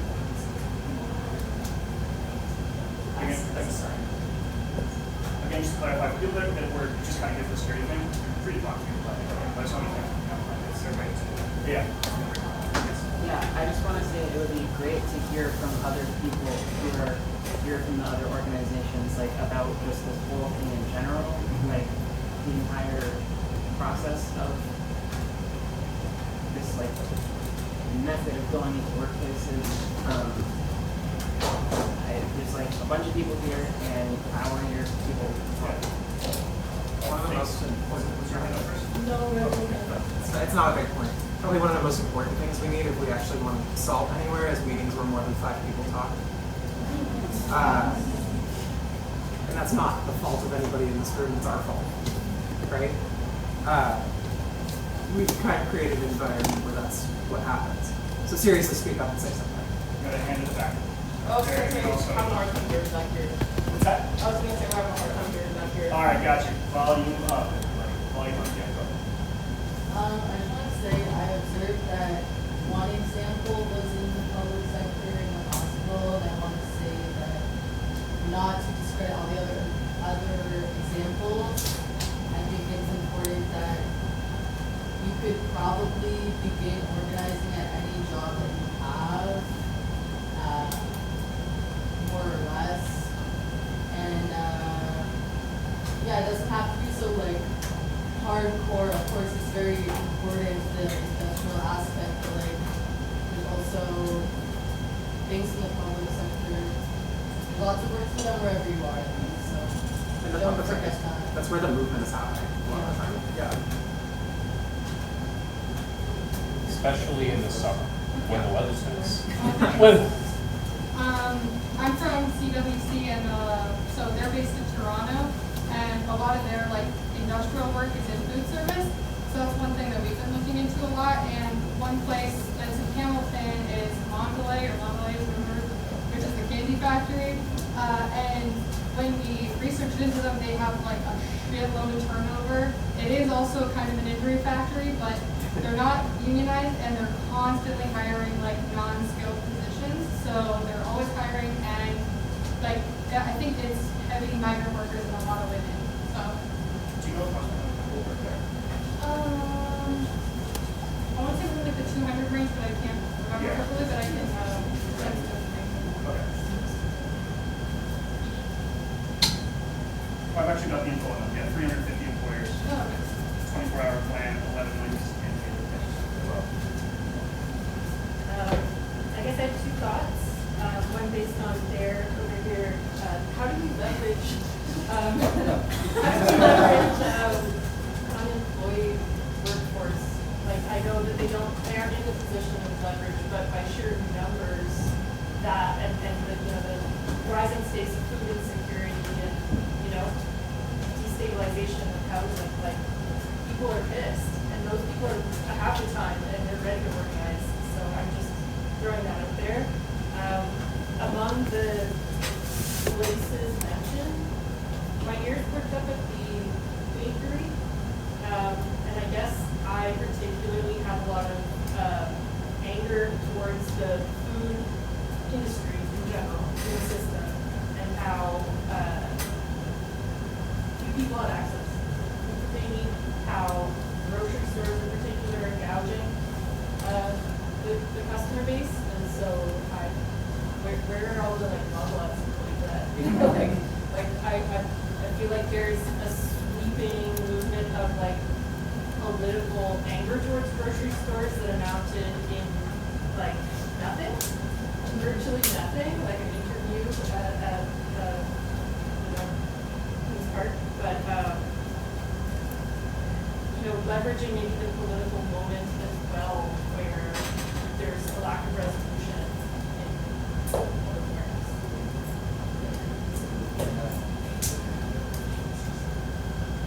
Want to add on to what Maddie said over there. So through Workers Alliance as well and the CWC, we've done some what we call factory runs, where we go to a factory in Toronto, and we have a survey sheet, and as workers are going in, a safe distance from the entrance to the factory, we just stop them and say, hey, I'm going to work, and start talking with them. And a lot of these workers at Mondelez, all of the ones who I've talked to are hired through temp agencies. And so it's a tricky, it's a problematic access way, but almost all of them. So I'm just putting that there for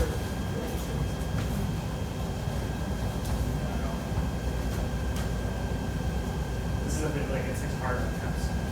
And I might be able to offer the Waterloo-Wellington answer or approach that we're trying out to the first question you had, but maybe I can give you guys. Go ahead. Okay.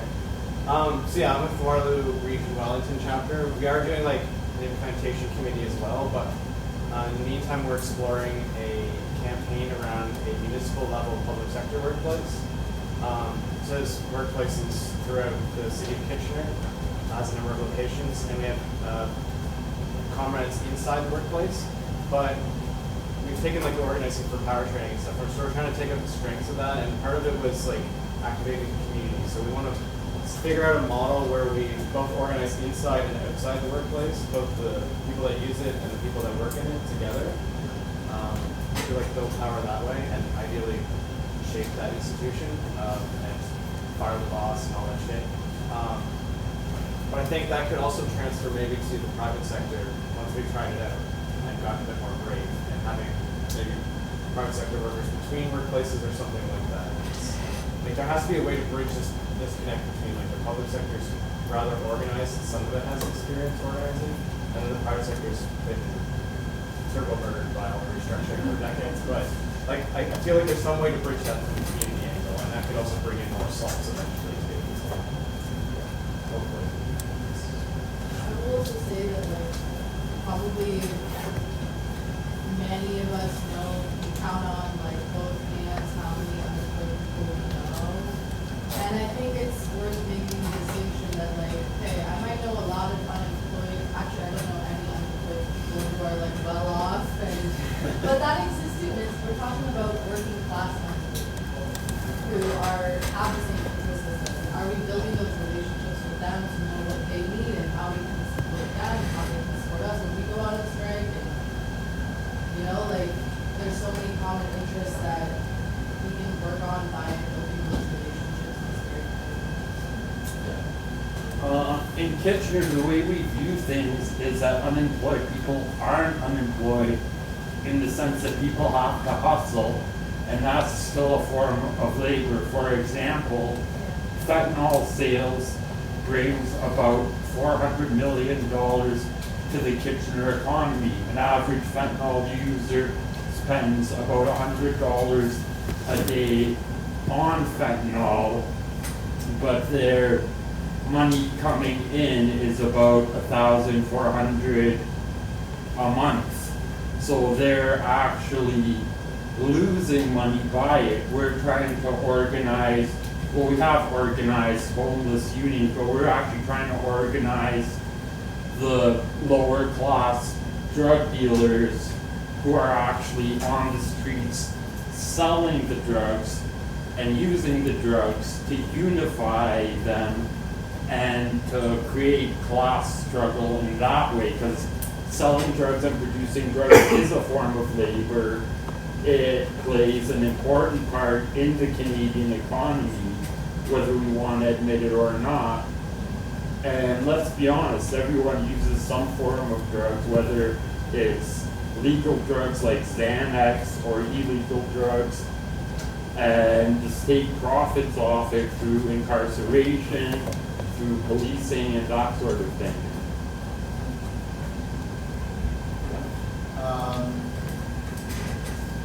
So I think a concept that connects everything here is that a whole world of possibilities is opened up if and only if you have a base among the industrial working class. Okay? There was a Russian guy who wrote a book about this, and I think it was like, "What are we going to do?" or something like that. But he talks about how there were people who are like, no, shut up, don't organize the student study circles, don't organize the radical intellectuals. They're all stupid and they're a waste of time. You should only focus on industrial workers. And his response was, no. That made sense like 30 years ago for us to do when we were all radical intellectuals and students. And we needed to get our feet in the ground, and we needed to plant roots among the revolutionary class, the class on which not just the overthrow of this society, but the building of the new one can be built. And then once you have that, then you can subsume any kind of work into that, right? And so this is where, for me, like, how do we get the fucking grit? Yeah. How do we get the grit to fucking actually organize an illegal economy and deal with the paramilitary rollback that's going to come with that if we start to really bring that scale, right? I mean, shit. It's a long road, Conrad. I'm not saying we don't need to, right? But like, We're not going to get there if we don't have a base among the people who were raised in the injury factories and who have the ability to back us up with strike action, right? Same with this elbows up, fucking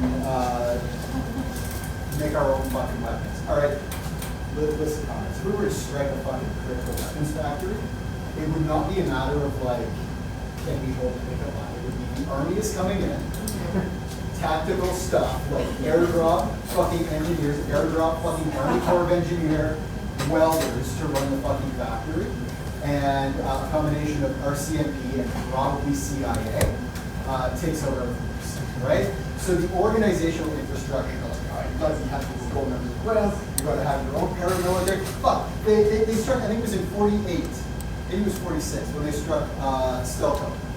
Okay? They were trying to fly scabs in over Lake Ontario.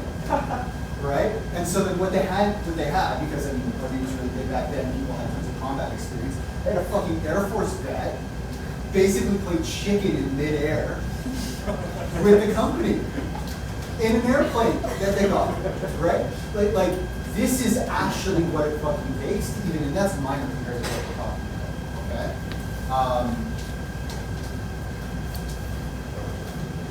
We're not at square zero anymore. Square one. Yeah.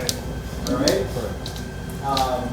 And I just want us to keep our eye on the ball because there are 100,000 fucking problems in this world, right? But they ultimately, most of them have the same fucking solution, right? Workers' power.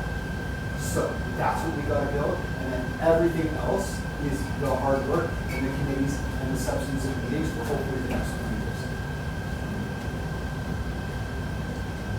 Sorry, just briefly, so with the ACP, one of our major strategies outside of like helping workers on picket lines and stuff like that is actually just working on building dual power.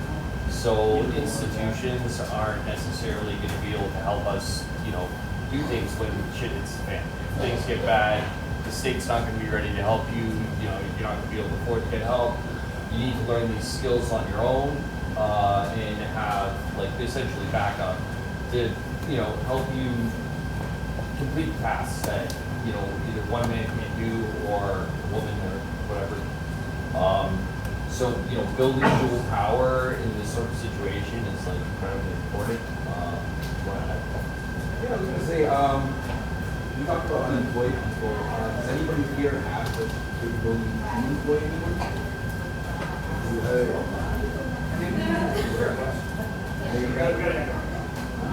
The job that I'm at is we represent 30,000 unionized workers in U.S. technicians. And recently I've been hired a person. And previously I spoke with the one comrade that I've met who worked in this place for 3 years, and our discussion was basically about building kind of like a solidarity committee that had common interests like what we're talking about. However, I do have a lot of support from a lot of people speak with a lot of like there's a lot of ground to cover in terms of getting the foundation built. However, like step by step, I do have like a small capacity.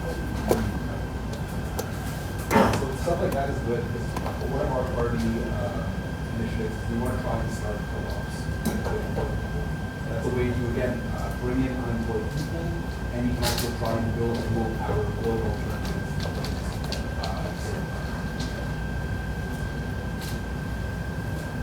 Even if you work at like a nepotism-based workplace, if you have a strong reputation at that workplace, which if you're consulting, you should. That is even something like, I mean, I don't work at a place that's like particularly influential. It's a private gardening small business, but it's like it's entirely nepotism based. But I know like that can be the case in a lot of hiring situations.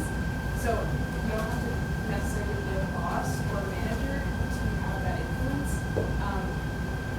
So consider what your influence is in the workplace, I guess. Okay. So based on this,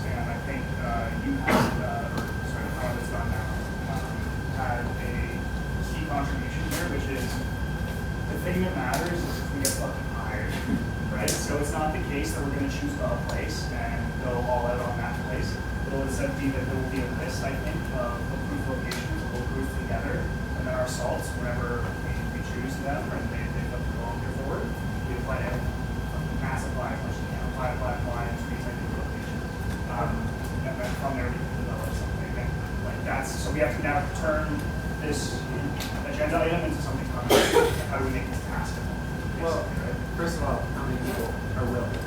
That's the next thing. Yeah, that's agenda item. But, and then it creates a problem, because again, how many people came over from Hamilton? Is it 2? We need local people to show up to our fucking meetings. Because we can't salt anywhere if we don't have 40, 50, 60 people applying. We need that, because like, either we apply to 200 jobs or 200 people apply to the same job. That's how we make the numbers on our side. So we do need mass involvement here, and I don't feel like we have it. This is the big fly in the ointment right here. That we have a strategy, and we have a degree of political clarity, but we don't have the organizational chops there. We need to bring people up. Something we're doing in Waterloo Region of Wellington is like just trying to forge deeper connections with different groups that we align with to some extent, and having that broader network of people that we can be like, okay, we trust these people. We'll ask them, is anyone like looking for a job or willing to move around to a location to help organize? And even if they're not like trained yet, we can help train or do a resume workshop once they're doing to get people hired. Help us out. Yeah, it develops in a spiral. You're not going to get dozens of locals willing to build their lives around your local program if they don't take you seriously. And you're not going to get the victories required for people to take you seriously unless you have more people. And so basically it develops in a spiral. All right? The hazard is a very small spiral. It's indistinguishable from going around in a circle.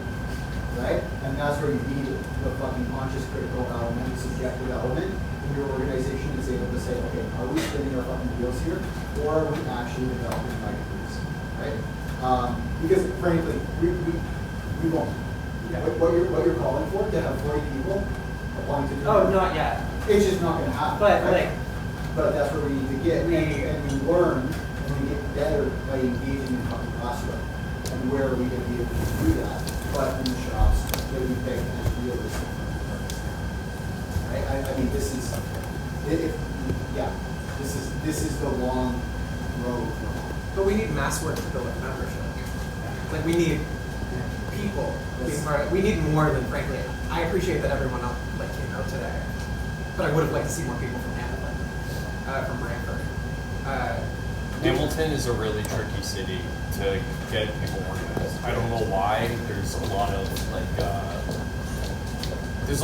blue collar, non-unionized work, and like those people are like a good target. Well, we need a new model of organization.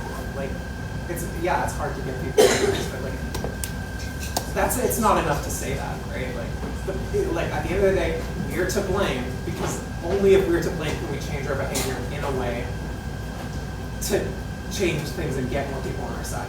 Like if we keep saying things are just hard, which they are, then we're deferring responsibility and accountability to the world, and the world's not going to help us. Like we need to try new things and try new things. We need to get people to go. That's my only point. Like we need to get a lot of people out to our meetings, and that's how you build a mass of a mass of people that are willing to help.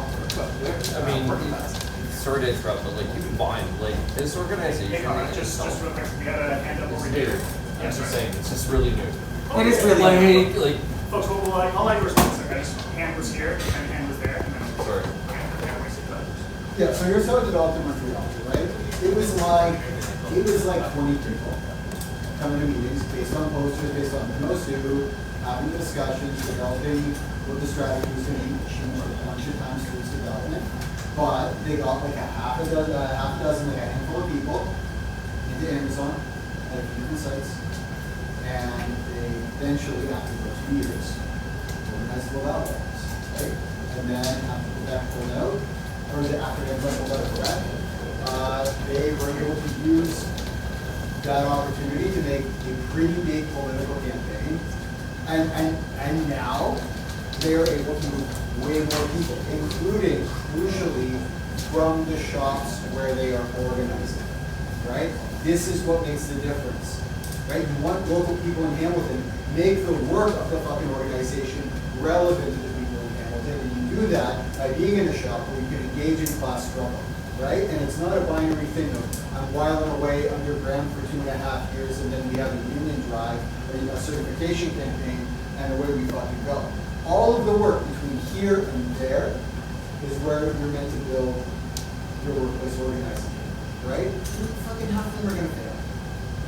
Half of them are gonna fail. But that's how you get the local people in. It's not by, honestly, we could get every fucking left organization in this town together under the same roof, and it would be like maybe twice this. It would not be what we need, to say nothing of like a willingness of people to do the work. But there's proletarians in those organizations. We could pull them out, bring them into our Sure, and they're not going to want to. There could be more than 5 people talking in a meeting. Yeah, but I feel like this is spilling into a different topic. Because what we're talking about is orienting toward organizing class struggle in the shops, which is how you build up an organization. And if the criticism is that we haven't done that yet, then like, okay, guilty. Yeah. The criticism started this like 2 years ago. Is that like we need mass involvement? That's all. And like the criticism is we need people.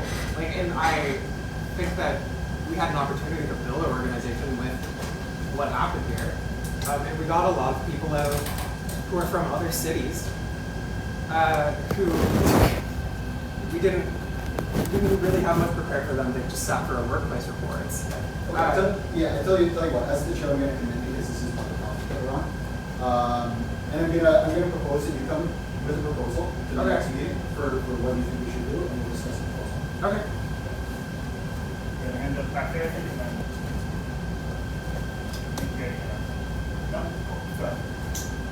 I was just continuing on what I was saying before, is that like this is like a very new organization. You gotta be patient.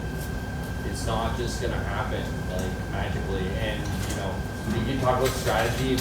You know, that's been addressed, and we're gonna be taking that up next week or next month. So, as far as I'm concerned, this topic is pretty set. Okay, so I think to make this taskable then effectively, we need to follow, we basically, do we agree that we should have a list? Do we want to take more time developing this list and more like on the list, or definitely be on that list? As the chair, I'm going to say that looks like the conversation on this topic has gone off the rail, and everything we're talking about is on the next agenda. Okay. So that is a resolution to strike an implementation and organization made up of those individuals who want to get industrial jobs and develop. The focus of this committee will be evaluating these and other targets in work of finding if we have these higher and going through the application process, resume prep, all the way to getting people in, and eventually beginning the initial work of the organization.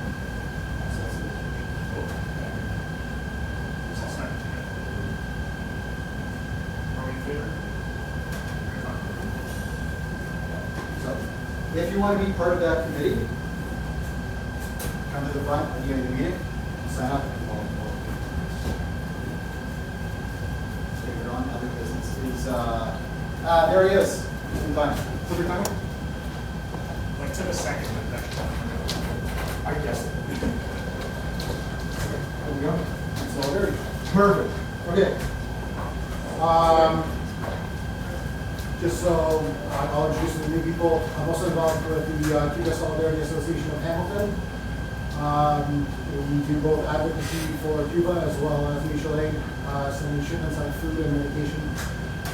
We sponsor specifically the pediatric hospital in Kansas, Cuba. So, we try to get both organizations involved in some of the projects. So there's a bunch of things coming up. Canadian Network on Cuba, which is like the larger umbrella organization for Cuban solidarity, had an all-chapter meeting on Wednesday. Not a lot of positive news in the political, economic situation. They're quite worried that Canada is now switching from voting with Cuba on UN votes to abstaining, basically to appease the Americans. There's an ongoing conversation with the Cuban embassy and the Cuban ambassador, kind of seeing like what do the Cubans think will be the best impact that we can do here in Canada. The main point was the vote against the embargo is coming up in the UN in October. They're really worried that Canada is going to flip after voting consistently with Cuba for 33 years. There's a lot of rumors, kind of echoes going on in Ottawa that Canada will at least abstain this time around, or might actually vote with the Americans as part of whatever trade dealings that they're having right now with negotiations. So there's a large campaign that's being launched, like basically kicked off from that meeting on Wednesday, to try to put as much pressure on Liberal members of Parliament to not do this. And also there's a conversation with Cuba, like what else can we ask for that would actually make an impact on the ground. And the Cuban embassy was like very straightforward, like the UN vote is important, but also lifting the travel advisory on Cuba. It's completely unfounded, it's done as a political favor, but Canadians make up more than half of the tourists, going to Cuba, and that number has dropped fourfold since this travel advisory has been issued. So there's going to be a campaign kicking off right now to basically put a lot of pressure for Canada to lift the travel advisory and also vote with Cuba as it has done for the last 3 decades in the United Nations. We're going to be getting lawn signs. We're going to be getting pamphlets explaining the situation. Kind of one of the feedback or like debrief that we had from the rally that we had downtown about a month ago is that we do not have materials to explain the situation. And when you're talking to people on the sidewalk and trying to explain the whole backstory of what's going on with Cuba, you can't do it in that brief set of time. So we had a conversation amongst ourselves about creating some sort of a pamphlet, and the network kind of beat us to the punch. So when this got brought up, they're like, okay, how many thousand do you want? They're already designed. We're going to send them to you. And we also have lawn signs that people can put on their front lawn. It basically says no war on Cuba with a QR code where people can go onto it and find out what else they can do to advocate. So there's going to be like a big push for it. We're going to be making here in Hamilton. We're going to be tabling at the Labor Day picnic. We're going to have a table there. We're looking into getting T-shirts printed that we can sell with all proceeds going to our fundraiser. We're going to have these lawn signs. We're going to have these pamphlets. So anybody that can come out, or you're interested, or you just get involved, come talk to me after the meeting. And the other main event is our chapter here in Hamilton does an annual fundraiser for this hospital. It is on September 26th. It is at the Workers' Art Heritage Center. I have tickets here. The tickets also work as a raffle ticket, so even if you can't make it, you can buy a ticket and you can still win the raffle prizes. So if you're out of town and you don't think you're going to make it, if you are out of town and you can't make it, absolutely great. Come talk to me. The tickets are only $5, and if you show up, you get fed. It's like, we have donations. We actually have a donation from Sky Dragon, like the people that run this place. We have donations from Labor Council, so we'll have a nice big barbecue. It's going to be live music.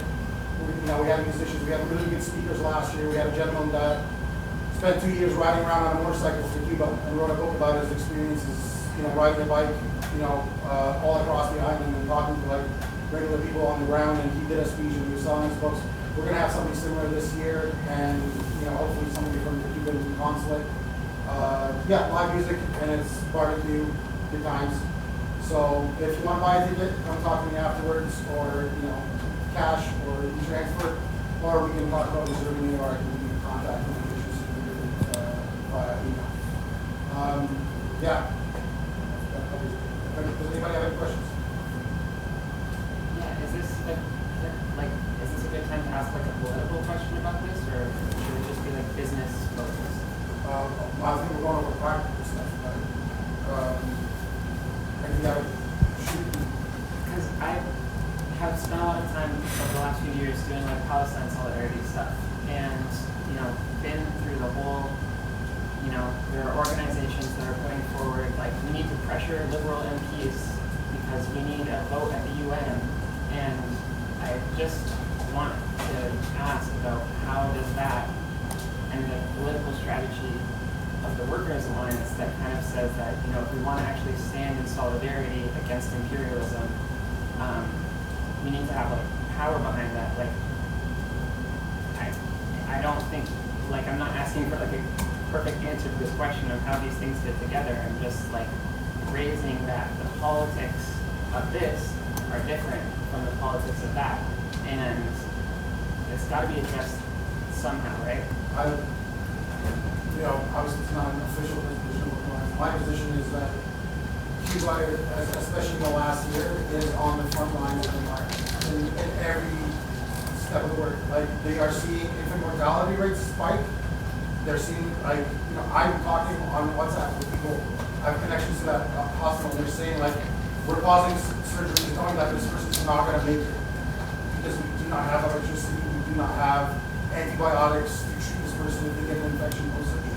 So that's why our organization here in Hamilton has this two track where there's advocacy and there's mutual aid. So we've sent 2,000 doses of antibiotics this year. We sent dexamethasone. We sent pediatric tracheal tubes. We sent stuff that actually makes a difference on the ground.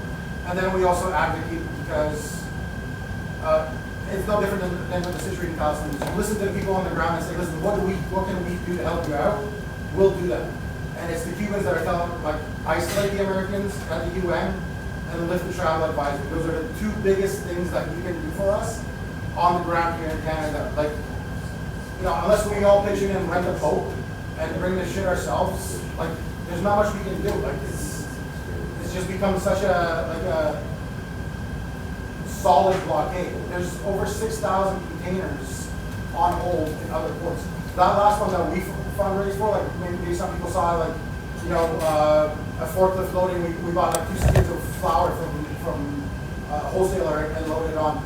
That container took 4 months to get there because it was stuck in Colombia because the shipper didn't want to go into a Cuban port to offload it.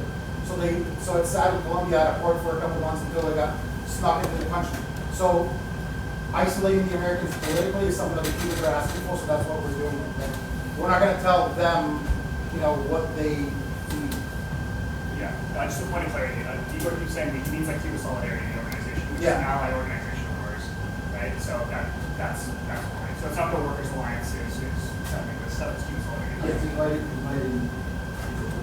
Yeah, Igor's inviting people to be in that case. Is there any other questions?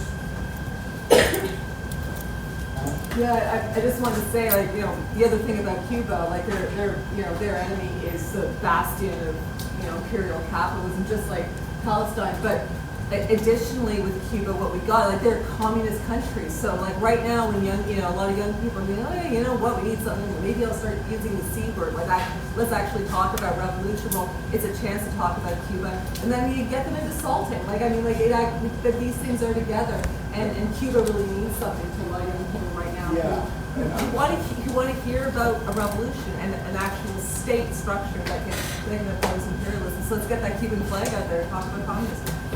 And I know I can name off a half a dozen people that have been radicalized by this event. You know what I mean? By going there, myself included, and talking to people on the ground and go, okay, this is possible. This is not abstract. This is not something, from a history book on 1917. This struggle is still there. It's in the Caribbean.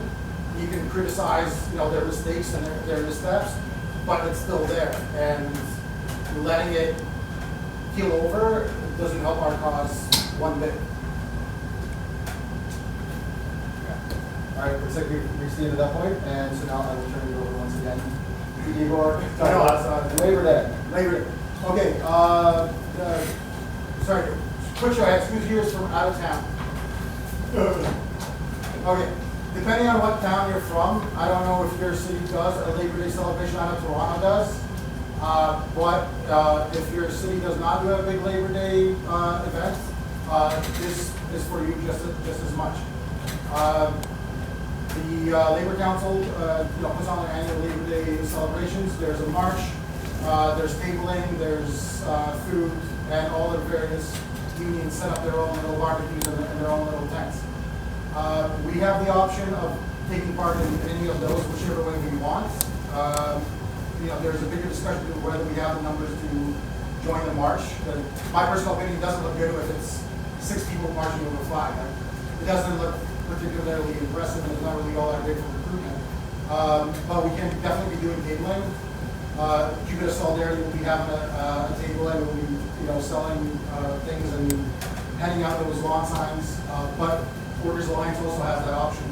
It's just that we need to step on it soon because we need to get back to the event organizers on whether we want a table. Having a table implies that we need to have something to have at that table. Banner and lit. So that would be a thing where if we decide to pull the trigger on this, like the clock's ticking very specifically on whether we have pamphlets or any other materials that we want to hand out. But it's really good to at least I feel that make a showing. Just so that we're starting to be seen and acknowledged on maybe the mainstream quote-unquote labor scene. We do have quite a bit of kind of grassroots sympathy from a lot of people in the labor movement because of what happened 6 weeks ago. I've had a few people from different parts of Hamilton District Labor Council reach out. So there is something that we can build on just by being there. I feel that if we start tabling and you see our logo and our stuff like that, we're gonna have people coming over and talking just because they saw the video that was circulating about what happened 6 weeks ago. So it does allow us to capitalize and actually gain from what happened. So I'll just leave the floor to everybody whether you feel that this is a worthwhile endeavor, and if so, then are you willing to participate? Better than doing nothing. I'm 100% on board for joining you guys on tabling at the Labor Day event. We actually took part in it last year with KCP. We're not doing anything in this year. So like if you guys are doing it, like I'd be happy to support 100%, especially considering if you want to grow in Hamilton. Being present at such an event is critical. It's a good place to go. Yeah. Easiest thing to do is fucking pamphlets, banner, sit at a table, have her talking points down. It's an opportunity to do both. Like even just hanging out and talking and having a conversation, because we can set up our own tents and our own barbecue and have our own area where people just come and mingle. Then we can have pictures at the table, talking to people. So it's a very low barrier of entry, and logistically it's pretty easy because it's designed for that. So it's low in my opinion, it's low input, high potential output. So just a quick show of hands, just because I think the numbers we can move is pertinent. Yeah. Who can make it September the 7th?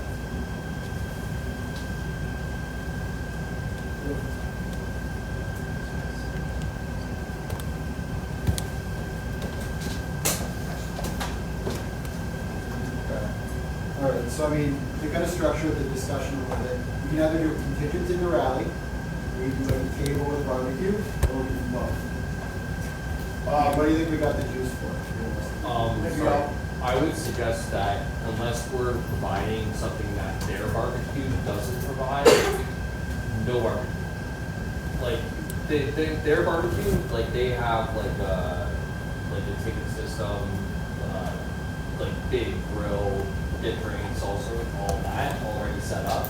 I don't necessarily think it's a good idea to take away from that unless we are providing something that they don't have. For instance, if we got fucking vegetarian something, because they have hot dogs and burgers. And a lot of different union locals which bring their own stuff, and so that my suggestion wasn't like stuff to serve to other people, but it was just like to cook for ourselves. You know what I mean? Yeah, so that we're not taking away from their pleasure. Yeah. Just because it's big, can we just say, can I propose that we make a committee for this labor agreement here? And then that committee will decide for in March, enabling whatever. We have a second. Wait, why don't we just, one question next. Who would rather just skip, like, because the March you have, that's the other, that's what I want. No, I'm gonna step in as the chair. We have a proposal on the very right, so a second. Seconded. Okay, any discussion on the motion? If we're gonna march, you have to show up there way earlier. Like, you're getting up at 7 a.m. on the holiday Monday, just so everybody knows, because they have it structured where, they have, every group has their spot, and they want everybody there, like, super early, before the march goes off. So that's the only thing is, though, if we're doing the march, you're gonna have to be there way earlier.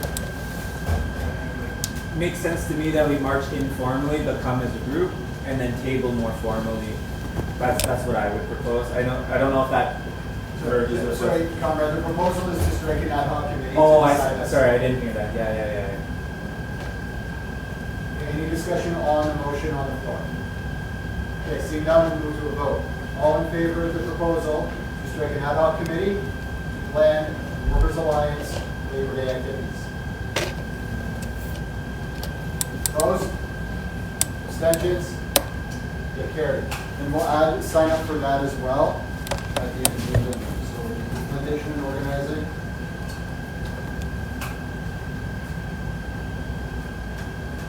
And thanks to the comrade for creating the opportunity for students. Organizing and labor day. Okay, that brings us near the end of the agenda. Oh, pardon me. I just have one other point I'd like to add under other business, if that's okay. Very briefly. You can put it to the floor to Yeah, it's I have some materials here from Justice for Workers Welsh on the question of how we build against fascism, how we fight fascism. We have like a one-page position paper that our organization has like voted on as our position, and we want to use it as a way to engage in dialogue with other organizations in the region on this question because it's something that's affecting all of us. So it's like not super thorough, but it's a conversation starter. And then we have a 20-page pamphlet that's $2 just to cover the cost of printing that was produced for an anti-fascist symposium back in January. So I would just like the opportunity to distribute the position paper and offer the pamphlet to people. That's what I have. All right. Any discussion on the motion? All in favor? Opposed? Abstentions? Okay. Okay, finally, dues and registrations. 2 months. So, those people who are members of Workers Alliance Hamilton, please come to the front and pay your dues. If this is your first meeting, you do not have to pay dues.